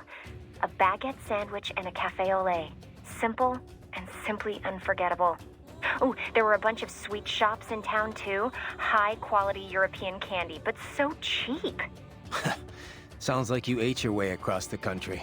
Well, food's an important part of local culture, you know. Oh, and speaking of which, the seafood... Stop making me hungry, Courtney. I didn't expect to see Mediterranean fish in African cuisine, but it was also fresh and flavorful. They'd fry up small fish whole, then drizzle them with lemon juice. I could have eaten that all day. Sounds like a lot of calories. I tried to stay active, you know. Hey, did you know my visual analyzers can tell me how much someone weighs? Yeah, I'll have to talk with Doc about disabling that one. Raiden, what you said before about your sword being a tool of justice, I just want to say I agree 100%. I wish all PMCs thought that way. Glad to hear you say that. You mentioned it was part of some samurai code? Yeah. I didn't grow up using a sword. I fell into it by chance, during a mission. After that, I decided to train with the HF blade. I studied a lot of samurai techniques. I really got into it. Started learning more and more about ancient Japan and the samurai code. I tore through stacks of books, movies, anything I could get my hands on. Somehow hard to imagine you settling in with a big bucket of popcorn. What? A cyborg can't have hobbies? I'll have you know I'm actually a huge movie buff. Okay, okay. So that's where you picked up this Sword of Justice creed? Yeah. Most of it from a single master named Munenori Yagyu. He founded a school of swordsmanship on the idea that violence can be necessary for the greater good. He called it Katsujinken, the life-giving sword. Yagyu believed power isn't evil in itself. It's how it's applied that matters. As time went on, Katsujinken incorporated deterrence. It took on the meaning of winning without fighting. Or as I like to say, one sword keeps another in the sheath. That's from George Herbert. He was an English priest, 17th century, almost the same era as Yagyu. Huh. It's a universal idea, I guess. You could frame the same message as use of a necessary evil, but I think it's a good mindset for any PMC. At least as long as there's fighting that requires us in the first place. Which doesn't seem likely to change anytime soon. Hey Juan, welcome to the stream. Thank you so much for the raid. I appreciate it. Thanks for dropping by. Welcome in, everyone. Write you a shout out. Go check out Wanonogt when you get a chance. Sorry, I know I said your name wrong. What were you playing today? Did you have a good stream? Go check them out and go join the streamer and their amazing community. And I really appreciate you sharing your viewers with me. Hope you had a good time today. We're playing some Metal Gear Rising Revengeance. We're on chapter 1, reading some codec conversations. Feel free to sit back and relax, or go take care of yourself after your stream. I appreciate you being here. What's up? No? Did you need anything else? No, just one. Raiden, the Mistral woman. Is she truly a full-body cyborg? That's what the intel says, at least. Why? You noticed something? Indeed. 2 somethings, in fact. Everyone in this game, I swear to Based gosh. on their movements, her chest region did not appear to be artificial. Oh, thank you, Doctor. You can tell that just from what I saw? Indeed. After some detailed image analysis, I am 80% certain that is her own natural torso. If it is indeed a cyborg chassis, it is the most advanced I've ever seen. Such technology would not come cheap. It would mean whoever is backing Desperado is likely quite wealthy. Probably so. As far as Mistral goes, it really doesn't matter to me. Natural, synthetic, man, woman, an enemy is an enemy. Ah, are you not even the least bit curious? Oh, Doctor. Doc, I'm seeing Desperado cyborgs explode here after I take them down. For security purposes, I would imagine. Cyborgs often use classified tech from suppliers who take great pains to maintain their trade secrets. Most likely, these models have a self-destruct failsafe that triggers once they cannot defend themselves. So they die even though their brains could be transferred to a new body? I understand your concern, Raiden, but I'm sure these conditions were clearly stated in their contracts. This is one area that is well regulated by the law. PMCs must inform their workers of such things. These men knew the danger when they signed up. No doubt they were compensated for the additional risk. Right. You should be more concerned with the potential for data loss in these explosions. They could damage or even erase the holographic memory in their left hands. Though to think on it, the data is most likely automatically wiped before detonation, just in case it would survive the explosion and resulting shockwave, you know. Yeah. Sure, Doc. You must remove the hands before their critical system shutdown sequence can activate. Remember it this way. Before you kill, make certain no cyborg is left with a left hand. Oh, you're a funny one, Doctor. You're a funny one. Again, it's really interesting the way they build their world and the rules around cyborgs in this game. Hey Chris, welcome to the stream. Thanks for stopping by. Raiden, have I told you of the research I was conducting before we met? Several times. It was the Cold War. East Germany. Ah, the DDR. My field was infantry weapon research. It was a magical time. Secret research. Top secret, you know. All for the Soviets, but so exciting. I was free to explore wherever my findings took me. I never had a budget request refused. Not once. I was young then. Working, always working. Most nights I would sleep under my desk, you know. Call it nostalgie, but East Germany wasn't so bad. Nostalgie being German for East nostalgia, of course. Of course. Yes, the bureaucracy had its problems. But my colleagues, the discoveries. Ah, well, in any case, after unification, they suddenly shut down our entire facility. Everything I'd worked for, my job, my research, poof, gone just like that. Sounds rough. I've often said I would be a homeless vagrant if myoelectric prosthesis hadn't lent me a hand. Artificial limbs were crude props then, you know, designed only for appearances. They were hardly functional. If you lost an arm or leg, you were disabled, and that was that. The key was running actuators based on electromyography signals from the skin's surface, of course. This enabled a great range of movement, even more so than a natural limb. It was then I realized my knowledge of robotics and engineering could come in handy. So, I contacted a prosthesis laboratory in Dortmund, and I was hired immediately. Patents filed in my name made quite a bit of money, you know. Soon I was made the head of my own lab. And that's when you started filling orders from PMCs. Indeed. From contractors who'd been referred by their employers, to be exact. Workers from your industry quickly became our best customers. We were flooded with orders. But my field was never full body conversions. You can imagine my surprise when Boris contacted me. Yeah. Our previous cybernetics maintenance guy went into hiding. But I built on my knowledge and now consider myself an expert on all cyborgs, both partial and full body.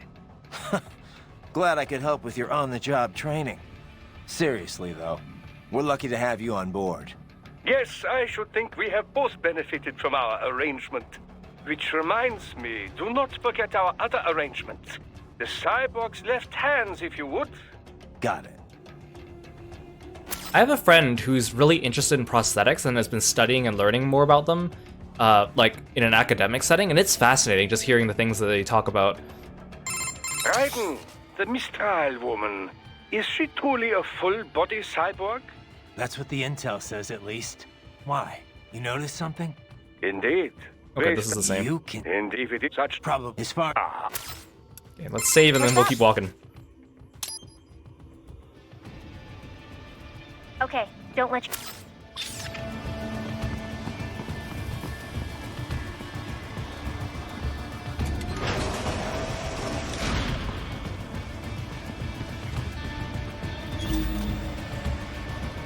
I like how when you turn on the AR mode, his visor actually goes down. Hello. Right. The cliff is just ahead at the end of the old city. Beyond that is the refinery's backyard. So what? It's a sheer drop? The refinery's not connected to the city at all? No, it was only built 2 years ago. There should be a narrow path around there that leads to the plant. It is protected by a fence, but probably you can cut your way through. Probably. Don't get cocky. Most likely it is Desperado running security down there.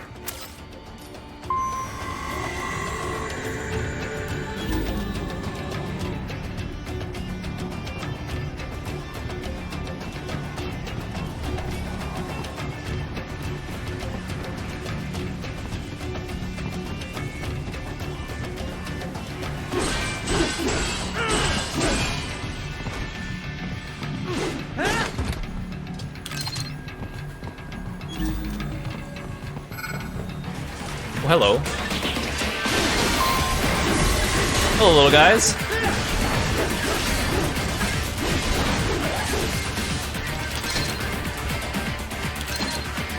Watch out! They keep on coming!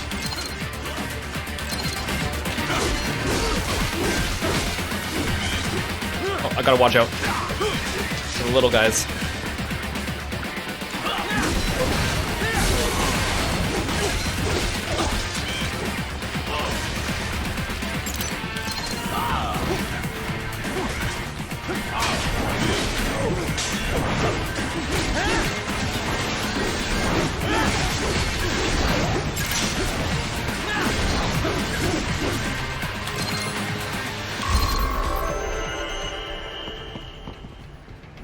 That's rank, nice.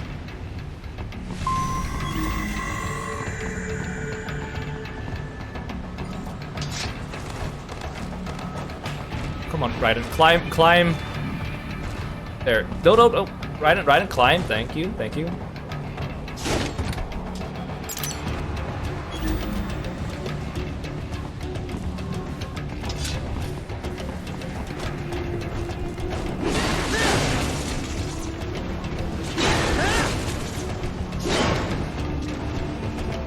Don't say if his team must be in here. Find him.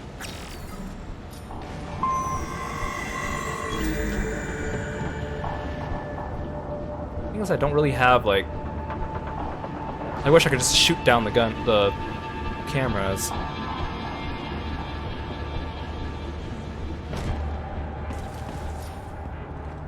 I shouldn't have done that. Oh, no, never mind. We're good.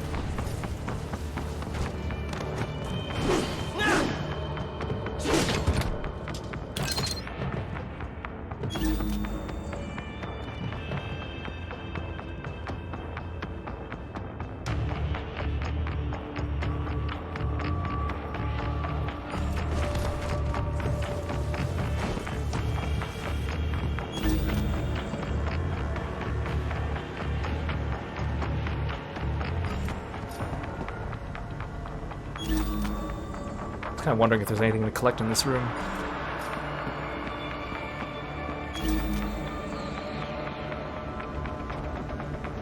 Kind of annoying. Oh, okay, I didn't know you were gonna slide right, and I thought I was trying to jump.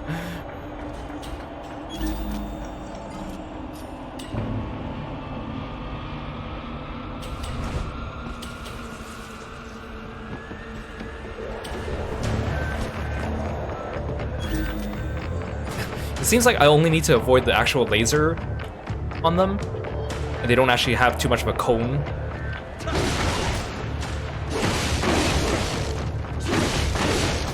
Hey Rizke, welcome to the stream. Thanks for stopping by today.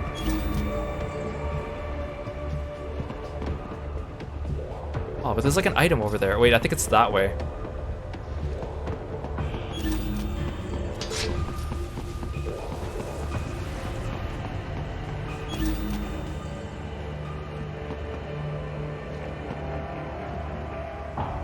I think it's like, I don't know. I think Raiden can dive under those lasers, but I'm not sure. Okay, apparently that worked. Oh, hello. Okay, never mind. We're no stealth.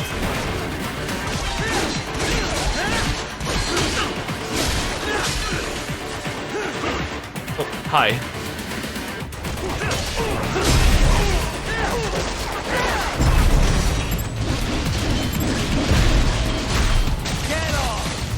Right, you wait, you're in the laser.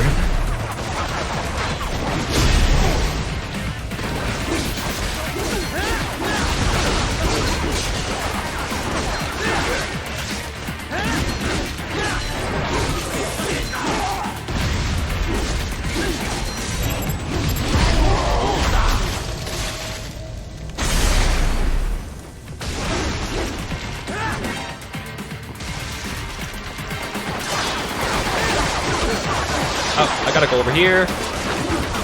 Oh, the entire factory's after me.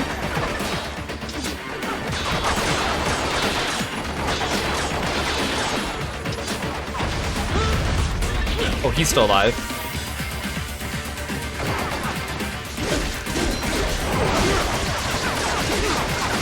Oh my god.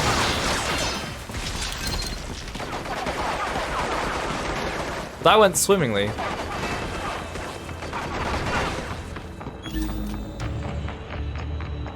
Still an item over there. There's one up there.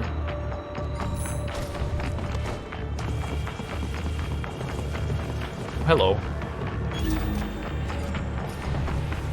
Can I just take it out? Oh yes, okay, there we go, that helps. Wait, no, you're still alive.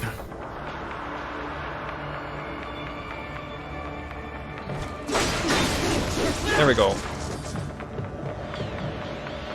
How do I get on top of that cat? Oh, it's over there.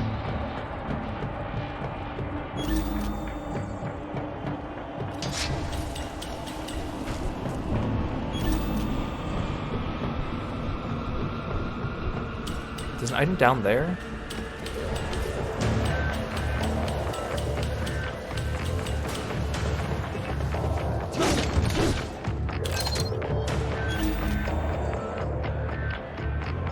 Can I reach it from there? I think I gotta go around.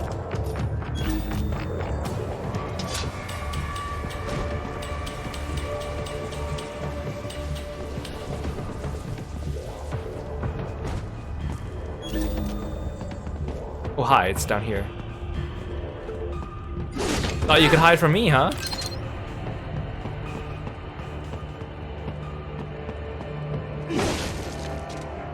Wait, I think I know what this is.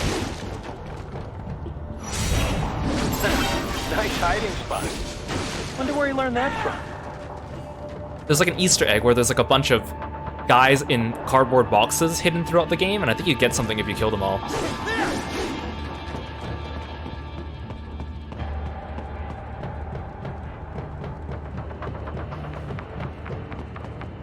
Where's the way up? Oh, here.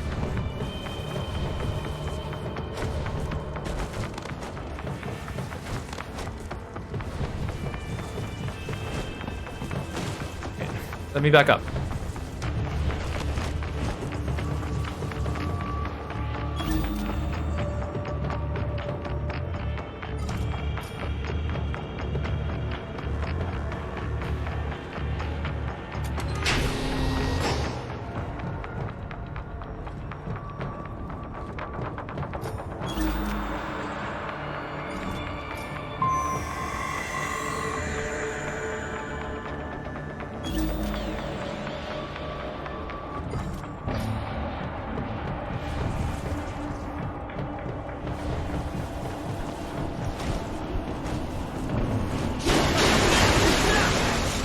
There we go.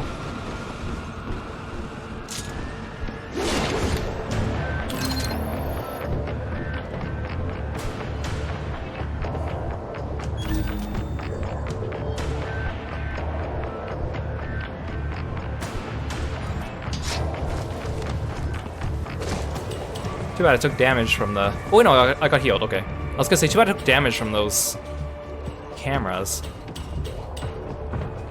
I think I'm getting close to the boss. Let's check our codec. So who actually owns this plant? On the books, a private abgas firm. In reality, the Russian state. So all the money goes right back to Russia? It does provide Abkhazia with fuel and electricity. But yes, it was clearly built for Russian interests. How do you mean? The Caspian Sea is a major source of gas and oil. But these days, most of it never passes through Russia. Not since the Baku-Tbilisi-Ceyhan pipeline was built. With it, the oil flows straight to Europe. But that pipeline runs straight through Georgia. Why did the Georgian government allow it? Money, of course, and power. Having a major pipeline run through your land brings plenty of both. The South Ossetia War taught Georgia they could not always rely on the West for support. They began working more with their neighbors in the region to build their own power base. So Georgia stands to gain from this coup? It would seem this way. Any scenario that ends with the refinery no longer under Russian control is good for Georgia. Even if they do not retake Abkhazia outright, they benefit if new regime is more friendly to Georgia. Perhaps this is Dolzaev's idea, to attract Abkhaz political leaders with a pro-Georgia agenda. And that's why Georgia isn't taking action? I very much doubt Georgian government would be involved in anything so obvious and so reckless. There must be someone else behind all this. And Dolzaev's just playing along? Why would he? Revenge, Tovarich. Anything to hurt Russia. Perhaps money as well. Who knows? Yeah, the Russians can't be happy about all this. Let me guess. They contacted you through the FSB, right? There were conversations, yes. But it was the Abkhaz government that enlisted us. We only took this mission because we knew it would help the people there. Besides, we cannot leave Desperado unchecked. Not after what happened. Right. I won't let them profit from this mess. And we need to learn who's backing them. And the first step to do this is take back that refinery. We got anything on that ray I went up against? We analyzed the wreckage. Its musculature had been replaced with CNT muscle fiber. The same type as you, or most any cyborg. This improved its power output and left more room in the chassis for other equipment. It seems they filled this space with Vetronics and extra weapons. Like that heat blade and plasma gun. Plasma loses effectiveness in the air pretty quickly, but it's still a hell of a close-range weapon. Large-scale UGs have a growing problem fighting smaller, more agile opponents like you, Raiden. This is why we now see UGs armed with new countermeasures, such as this Ray had. It's interesting because we're getting conversations about Metal Gear Ray and like Jetstream Sam's sword in like the middle of this chapter, which has nothing to do with them. I know they want to sprinkle in the narrative throughout the game, but it's like sometimes the timing of some of these conversations is kind of odd. So who actually owns this? It does. How do you? Not since. But that. And is perhaps. And that. And perhaps. Yeah. Let me. There we own the side. Right. Hey. So, Kev, buddy, about the refinery. Can I get a quick breakdown of the facilities? Copy that. I suppose you should at least know a few basics for the mission. So, like I was saying, the refining process is based around distillation. The tallest building on site is the distillation tower. All the crude oil runs through there first, where it's distilled at different boiling ranges. Lighter components with low boiling points are removed at the top of the tower, heavier ones at the base. The heaviest fuel oil then has the lighter oils and naphtha that distillation didn't remove taken out. Fluid catalytic cracking is what they call it. Other than that, let's see. There's equipment to remove sulfur, a cooling tower to dispose of all the water used. Oh, and the flare stack to eliminate gas waste. You see that thing with flames shooting out the top? That's the stack. It's burning the gas off? Yeah, burns it up completely, rendering it harmless. Kinda hypnotic if you stare at it a while, huh? Next door you have a power plant. It's pretty typical for this type of facility. And of course, the gas tanks. Liquefied petroleum gas, LPG, is pressurized and stored in those round tanks. It's also artificial, but it's got a certain charm, you know? Like the ultimate in utilitarian beauty. A solitary distillation tower, all lit up and set against the setting sun. It's an amazing sight. Kev, you still with me there? What? You don't appreciate this kind of stuff? Places like Germany and Japan, people get really into it. Factory sightseeing tours and everything. Yeah. No, not so much. Right. FYI, we just confirmed with the client for your next mission. Great. How about we finish this one first, though? I'd like to see my family again someday, you know? My son's going to forget he even has a father. 90-day contracting tour, buddy. We're all in the same boat. Man, feels like ages since I was back in Virginia. I don't know about in the same boat. These guys are out to tear me limb from limb. Worst you EMF desk jockeys have to worry about are paper cuts. All right. Guess you don't want to hear what your old friends are up to then. Who is it? Desperado. Where is it this time? Mexico. Apparently they've got some kind of lab in Guadalajara. You're going in to investigate claims of human trafficking and illegal dumping. And our client? Who's picking up the tab? If we're planning to play police all of a sudden, we're gonna need some kind of budget. No worries there. It's a human rights group we've worked with a few times before. They were conducting their own trafficking investigation when Desperado came up. Understood. You can brief me when I get back. Roger that. Where the hell did Desperado get all these cyborgs anyway, Kev? Hard to say. They're not as rare as they once were, but still. Of all registered PMC troops, we're still talking, what, 3% have enhancements? Maybe 5% tops. Mostly career military who got hurt on the battlefield one way or another. Getting their arms or legs back lets them keep earning a living. But most able-bodied soldiers are still reluctant to sacrifice their own healthy body parts. Plus, the surgery is highly specialized. Expensive as hell. Not to mention maintenance costs after that. Unless insurance is footing the bill, most guys couldn't afford enhancements even if they wanted to. Maverick's got some cyborgs. What's their story? They all wounded in action? Mostly. I heard a few saved up and paid for it themselves, but just a few. There is this one crazy blonde guy, though. I heard he asked for a full body conversion. The Patriots didn't leave me much of a body to begin with. I just had Herr Doctor finish what they started. You know I'm just giving you shit, man. Anyway, yeah. Looking at the numbers, cyborg soldiers are still a pretty small minority. Not really surprising when only contractors in developed countries are offered insurance. Third world soldiers get hurt out on the field, and that's all she wrote. They can't work as a merc anymore. Most times, they can't really work at all. Well, Desperado's up to something, because cyborgs are definitely not in the minority here. I've heard of some PMCs covering the cost of the surgery for their disabled. The mercs get their career back, sure, but the PMCs aren't exactly running a charity. These guys have to work to pay it off until the company at least breaks even on. Any cyborg breaks his contract early would probably be in debt for the rest of his life. You think that's Desperado's MO? I can't prove it, but sure as hell wouldn't surprise me. I don't know if I would describe Raiden as blonde, but... So what kind of deal does Maverick offer its contractors? Oh yeah, I forgot you're full-time too. You never contracted with us? Nope. Boris invited me on board the first time we talked about it. We've known each other since Area 51. Didn't have any reason to turn him down, so yeah. Never really considered the contract route. Right. Well, it's actually pretty rare for guys on the ground like you to be full-timers. Most of Maverick soldiers are contractors, just like with any other PMC. It just makes sense. After all, it's never the same job twice in this business. Each mission has its own requirements. Force size, skill set, all that crap. So generally, we contract out on a per-mission basis, or a fixed schedule for longer jobs. A lot of US companies are doing it that way lately, not just PMCs. Besides, a good contractor can earn more than most regular full-time employees. Definitely a hell of a lot more than regular military. And if they want to quit, can they get out of their contract? Yep. Of course, just up and quitting right in the middle of a mission would cause problems. Just like any other job, you know? We'd want some notice to settle on a new end date, but hold up. You're not thinking of leaving us, are you? Just curious. You still busy with all that other work, Kev? Oh, there's more to talk about. Man. Kev of all trades. I got a lot on my plate. Briefing prep, arms procurement, client negotiation, HR, biz dev, accounting, you name it. Lately, though, I've been focusing more on sales and on-site coordination. Oh, and advisor work like this.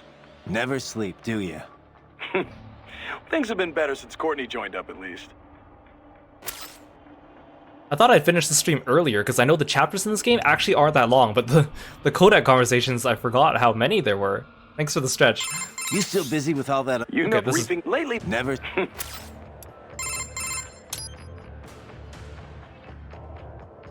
You know, I have to hand it to you guys. Cyborgs are just amazing to me. So much power and speed. It's not all gravy. No? How so? Well, things have improved a lot in the past few years. But back when I was modded for the first time, keeping artificial blood free of impurities was a huge hassle. Artificial muscles need a constant flow of oxygen from a blood source, just like the real thing. But it was a challenge getting the kidney units as small as they needed to be. We all had to undergo routine dialysis. Sounds rough. Used to be even worse back when Dr. Clark was still experimenting. Bad nerve connections would screw with the test subject's pain receptors. It was torture. Compared to that, I had it pretty easy. It wasn't until recently that you could eat and drink like normal people, right? That's right. We generally use glucose-based nutrient packs to keep the brain running. But we can absorb nutrients orally now, too. Whatever we eat's broken down by nanomachines, and we have taste sensors as well. It's not exactly like it was before. The difference is, I can turn those sensors off if I don't need them. That's been surprisingly useful. So cyborgs can live pretty much normal lives now? Well, getting there. We still need fuel cells and nutrition packs, not to mention regular maintenance. It's a lot of dough. Of course, another big problem's how other people look at you. How do you mean? There was a time when I wore artificial skin. Tried to look as close to normal as possible. I've still got some now, on my face. The tech at the time wasn't great. You still looked pretty unnatural. Maybe you could fool someone from far away, but up close, even a baby could tell I wasn't human. Going out shopping or whatever, you could feel all those eyes on you. I tried to find something to do other than fight, but looking like I did got me 2 strikes pretty much as soon as I walked through the door. That sounds terrible. Well, you appreciated it when people were honest about it, at least. But when they were too polite to just say so, that was rough. Things are getting better these days, though. Artificial skin's improved a lot. And you don't get so many stares now that the general public knows about cyborgs. Maybe I should look into the cyborg thing, huh? I could eat whatever I want, whenever I want. Probably cheaper just getting lipo, Courtney. Jerk. But I am very fascinated by the whole societal implications of the cyborgs in this universe. Courtney, there's something I'd like your opinion on. What's up? It's how I replenish my electrolytes. I'm basically feeding off these cyborgs. Oh, yeah. That. I don't really see any better options, to be honest. I doubt your old body would have stood up against the Desperado Captains or Jetstream Sam. And if we fail here, it's not only bad for us, but for our clients, and all of Sukumi. Yeah, you're right. Besides, it's like you say, no one's forcing them to be here. They chose to throw in with the terrorists. Yeah. Look, I won't lie, I don't feel great about it. But in the scheme of things, yes, I think it's justified. Thanks. I guess it's never black and white in this business, is it? No. No, it's not. Do you and Kevin work a lot together, Raiden? Well, Maverick's not that big. Unless you're a short-term contractor, you tend to work with the same guys. Last job we were on together, I was hired by the Carabinieri to track down 3 Albanian mafiosos.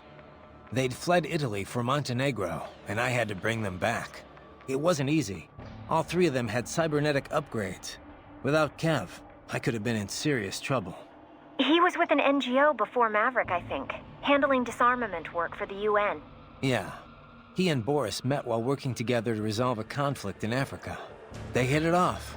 So when Boris gave him a job opportunity, he took it. I kind of wonder why. We're pretty much the opposite of a disarmament outfit. 3 things are needed after a conflict: disarmament, demobilization, and reintegration into society. That's the way it usually goes. I guess Kevin felt like the process was getting to be a joke. Even if the UN taps the group that caused the conflict for post-war cleanup, there's no way of ensuring their sincere cooperation. There's always a chance they'll underreport the number of soldiers they've got on hand. That, or they only disarm the useless parts of their force. The ones with outdated weapons and gear. Yeah. Meanwhile, they can hide their standing force, the one with all the up-to-date weaponry, from the UN. Afghanistan saw a lot of that, since the wars were all waged by rival military cliques. Anyway, Kev saw that happening on a daily basis in Africa. Guess he just wanted a job where he had a firmer grasp on what was going on. And then along comes Boris. Kev had to think it over for a while, sure. But, well, here we all are. PMCs are going to need more people like him. And me too, I guess. You know, civilian viewpoints. Couldn't agree more. What's up? No? Did you need... No, just one. Okay, time for the longest yapper, Doctor. Raiden, are you fully versed in the features of your AR display? It can serve many functions. Wait, I think we already talked about this one. Do I hear un lecture coming on? A lecture? No, of course okay, no, not. this is new. I'm hardly an expert. Of course, I know the first practical application of the technology was for aircraft HUDs. Then head-mounted displays, HMDs. The data could be seen even as the viewer moved their head. As the technology improved, it was integrated into retinal imaging, contact lenses. Soon it became standard issue not just for pilots, but infantry soldiers as well. Of course, with cyborgs such as yourself, the data can be fed directly to the optic nerve. No lecture, huh? Anyway, there's more to my augmented reality than just upgraded HMD tech. Of course there is, Dummkopf. You did not let me finish. Oh, you weren't finished? AR is a much broader concept. It is more a design concept than a particular imaging methodology. It encompasses HUDs, HMDs, any and all manner of visual real-time data overlay. Though recently, some reserve the AR label for virtual objects the subject can both see and touch. For example, your codec menu and zoom slider. Such objects do not exist anywhere in the real world, not even as images. They are fed directly to your optic nerve, so only you can see them. Yet, when you interact with them, sensory feedback is delivered to the nerves in your fingers. It gives you the sense of touching a thing that does not exist. Beats lugging around a sat radio and giant scope, that's for sure. That is fascinating, though. There is another school of thought on precisely what constitutes AR. Seriously, more of this? It defines AR as anything which obscures the boundary between reality and that experienced by the viewer. Well, how would that be different from VR? Well, for example, let's say that you and I are having a nice chat face to face. Suddenly, I disappear. Poof! And in my place appears a ravishing, nubile young woman. Is the girl the projected image or the reality? Perhaps I was the AR. How would you know? The accent might be a clue. Ah, such things can be controlled with a simple hack of your auditory nerves. Well, that's comforting. So how is this different from VR again? Well, I suppose, strictly speaking, it is rather similar. Both are a method for completely fooling the senses, rather than simply augmenting them. Although, technically it would be MR, mixed reality, since there are some real elements involved. Yes, of course, that would be the distinction and the correct term. In any case, the advance of MR technology leads to many interesting philosophical questions. What happens when appearances cease to have meaning? It is no longer see it to believe it, after all. It could make for a great advance in cyborg acceptance, you know. They could project a perfectly normal human body to be seen by anyone who can perceive MR. I don't know. Sounds like it might cause more problems than it'd solve to me. Yeah, Raiden is pretty funny when he wants to be. Hey Doc, what can you tell me about the carbon nanotubes used in artificial muscles? I know they're the real key behind the proliferation of cyborgs, but... Well, a carbon nanotube, or CNT, is a sheet of carbon graphite formed like a tube. They range from 15 nanometers in diameter all the way down to under 1 nanometer. 1 nanometer, you recall, is one billionth of a meter. Quite small. As you've likely seen, the carbon atoms that make up the sheet are organized in a 6-point ring shape. These hexagonal structures are connected to each other along their edges. Sort of like a soccer ball. Precisely. Such structures are known as Buckminster fullerene. CNTs were discovered by accident while scientists were researching other fullerenes. CNTs have assorted properties, each with the potential to drive vast leaps in industrial technology. Consider, for example, that the conducting properties and resistance to strong currents far outclass copper.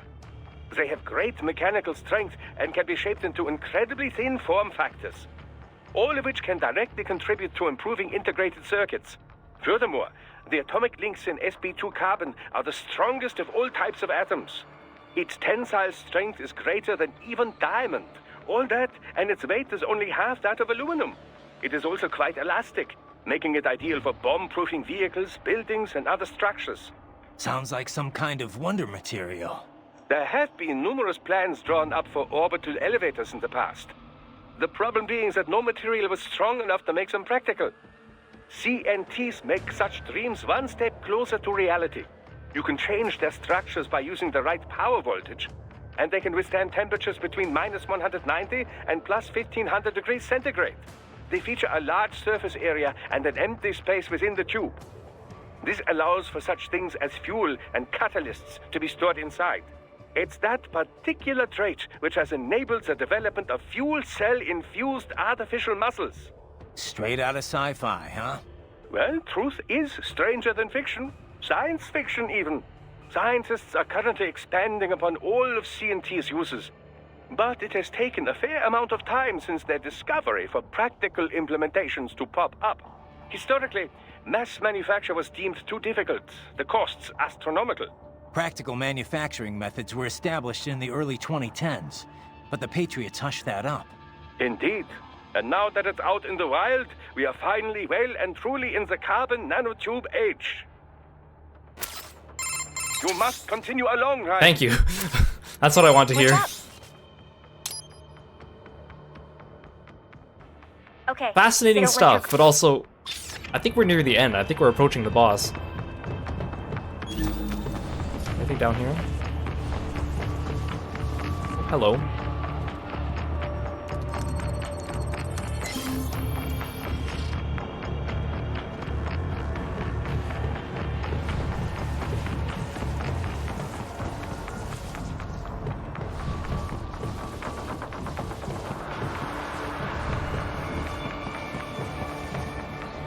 Yeah, I really like this boss because the music is really good for this boss.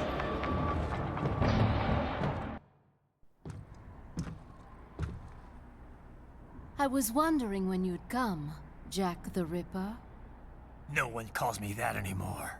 Dosaev, where is he? I can show you a better time than that crusty old bear.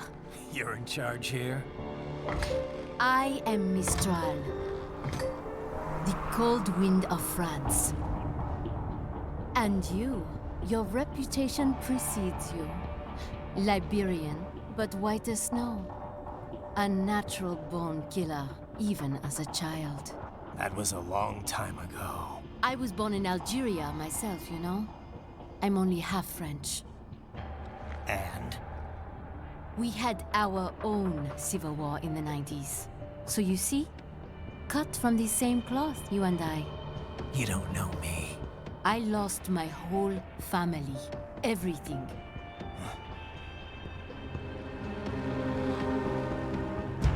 But I butchered those fuckers. My family's killers. That's when I realized I am a killer too. And a good one at that.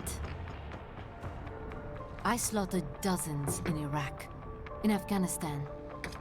I'd found my calling. Proud of that, are you? What happened, happened. To be honest, I found it quite dull. My enemies fell like domino, one after another. Not once did I feel threatened. I was adrift, without challenge, without purpose.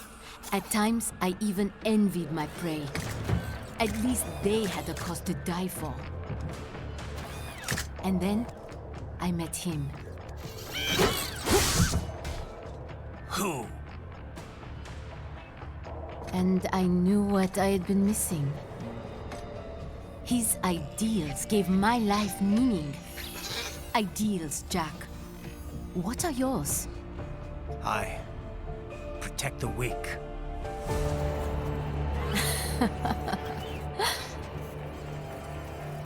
Still? So naive. And if I must kill to protect them, then so be it.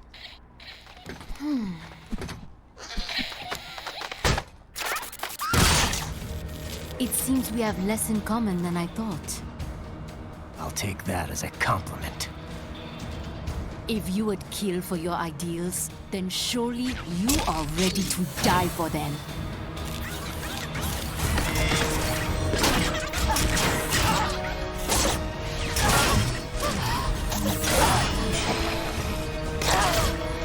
She has such a cool design.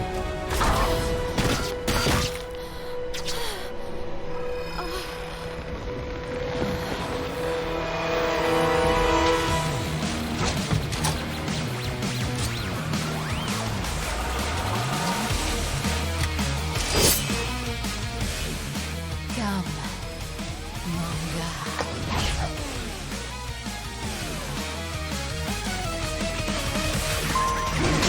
Okay, but first, let me phone a friend.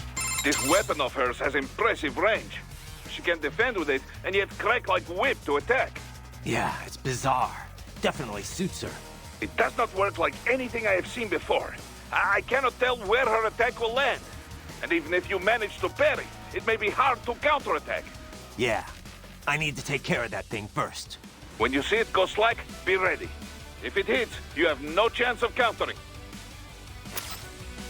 This weapon of hers, she can... Yeah. They only have one dialogue each, good. If it... Ryder, you all right? That is one freaky lady. Yikes. Aw, come on, Kev. Maybe she just needs to meet the right guy. I could slip her your number. That's okay, man. I'm good. Besides, shouldn't you be worried about saving your own ass at the moment? Well, yeah. Just thinking about how I'm gonna handle this. If you're looking for advice, try hitting up Boris. Like how he's just Dr. casually might have some talking. info, too, from the UG and Cyborg angle. So she uses an augmentary arm composed of tripods. I cannot imagine how she controls such a thing all on her own, but it is quite intriguing. Stay with me here, Doc. I need to destroy it, not study it. Yes, but just look at it. How it doubles as a weapon. So elegant, so efficient. She can twist its joints and crack it like a whip, or pull it tight to lock it solid. And even should you destroy it, she can simply construct a new one using nearby tripods. Ugh, this is gonna take forever. Not necessarily. Until a new prosthesis is formed, she is defenseless, you know. There is your chance. Of course, you must still be wary of the tripod arm unit once it is detached. Even if she cannot wield it, she could resort to throwing it at you. The electrolytes in the fuel cells of those units are highly explosive should they have a detonator. She's so cruel the way she stomps on those tripods, just tosses them around. I feel so sorry for those little guys. You feel sorry for robots sent to kill me? Well, I mean, they're kind of cute, right? How they scamper around. They're like little mice. You call that cute? I'd call it creepy. Not at all. Trust me, ask any girl and they'll say the exact same thing. Okay, sure, Courtney. I'll get right on that. All right, whatever. You want to save or what? Save complete. Be careful, Raiden. Okay, here we go.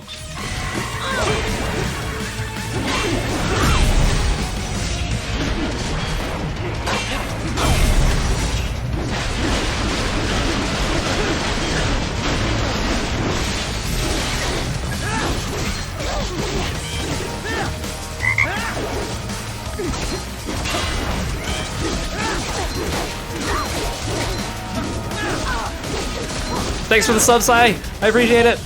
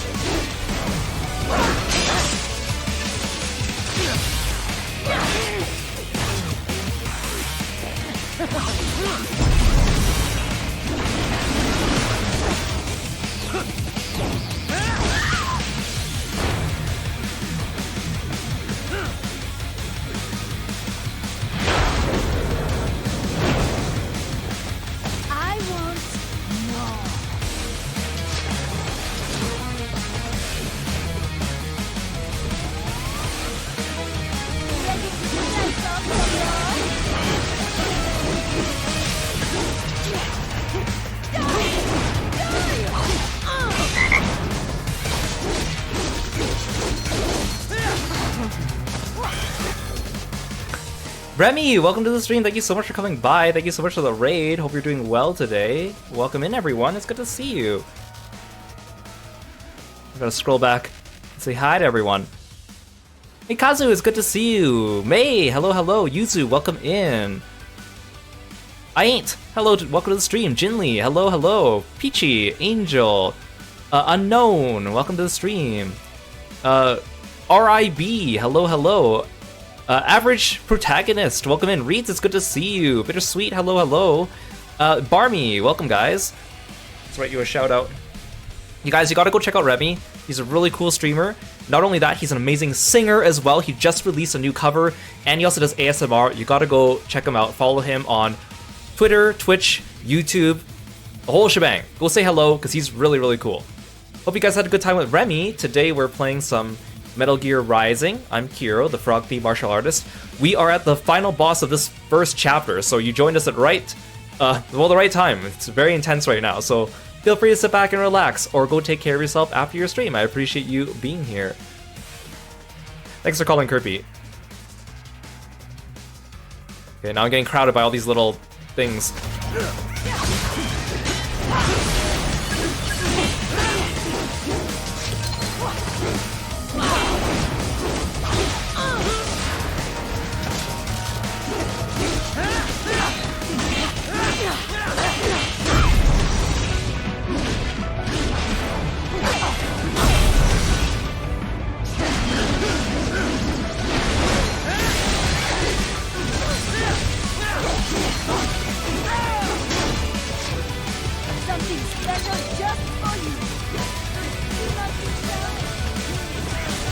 Hi. Let go of me! Thanks for following me. I appreciate it.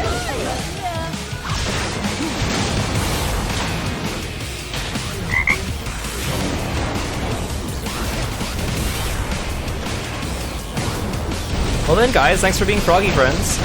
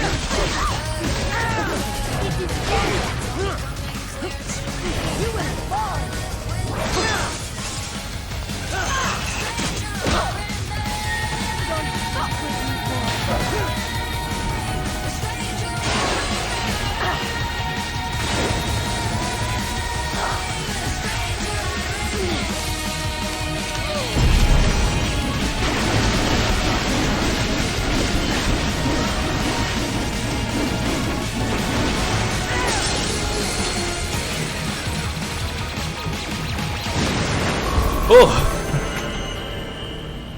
That's rank, nice! I think that's my favorite boss music theme in this game. Everyone else talks about, like... Report! Your vitals are dropping! I lost. So this is how they felt. What? Dying. For a cause. Wait. No. Hold on. I am sorry. He was too much. I do not need apology. I need you alive. But I know you will never fall. What is this talk about? Get them. The two won't go. Je t'aime. Mister, you'll never... I think that's my favorite boss theme. I know everyone talks about rules of nature, You idiots. but stranger I remain. You vile nuts! Murderer! That's rich coming from you. It's overdose, I have. Surrender. Translation. Why would I surrender? We are exactly where I want. Shit. Built with Russia money to make Russia money. It is no plan for Abkhaz. It is their prison.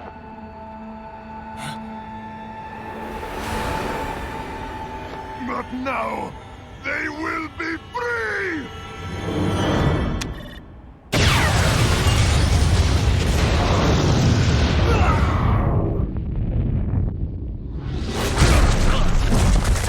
Damn. Crazy son of a bitch. Raiden? Raiden, what happened? Bastard blew himself up. I see. Time to get you out of there. We're sending a helicopter. Secure an LZ. Understood.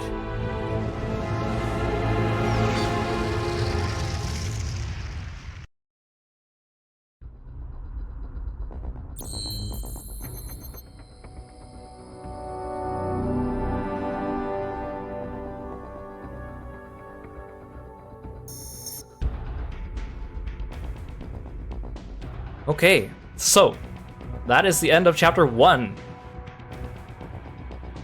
This game is exactly as I remember it from 12 years ago, except for the fact that I didn't realize how long those codec conversations were, which as a streamer is very weird because I feel like I spent like half the stream just sitting here listening to conversations, which were really interesting, but it really broke up from the game. Like we'd spend like, you know, 10 minutes maybe getting some really cool like flashy gameplay, and then suddenly we sit there for like 10-15 minutes listening to conversations. Like, given the information it contained in the codex is really cool, like I really like hearing the lore and the world building and stuff, but I could understand, like after a while it's kind of like, I just want to play again, man.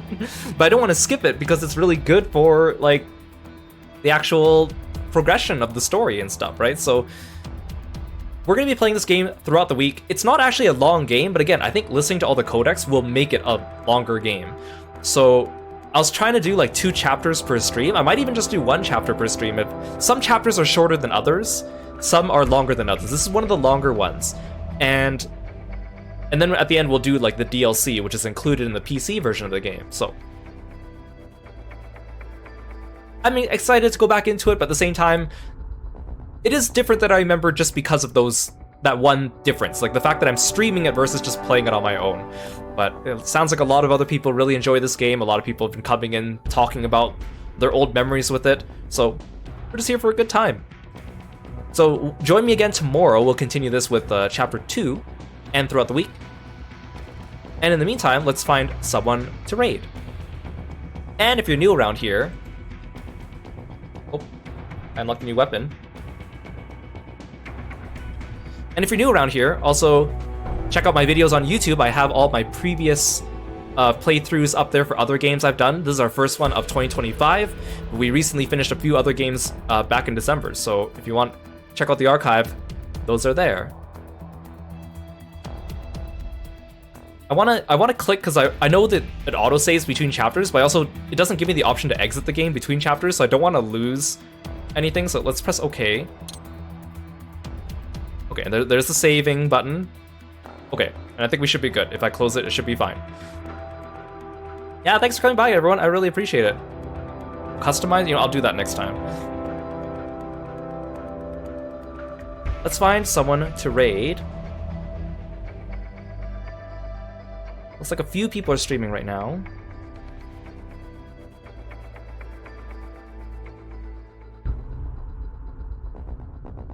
Okay, Trim's streaming some Final Fantasy 14. Let's go say hi to him. I'm gonna say no here. Oh, okay, no, don't continue, don't continue. I'll just close that. Thanks again, guys. I'll see you tomorrow. Bye, froggy friends.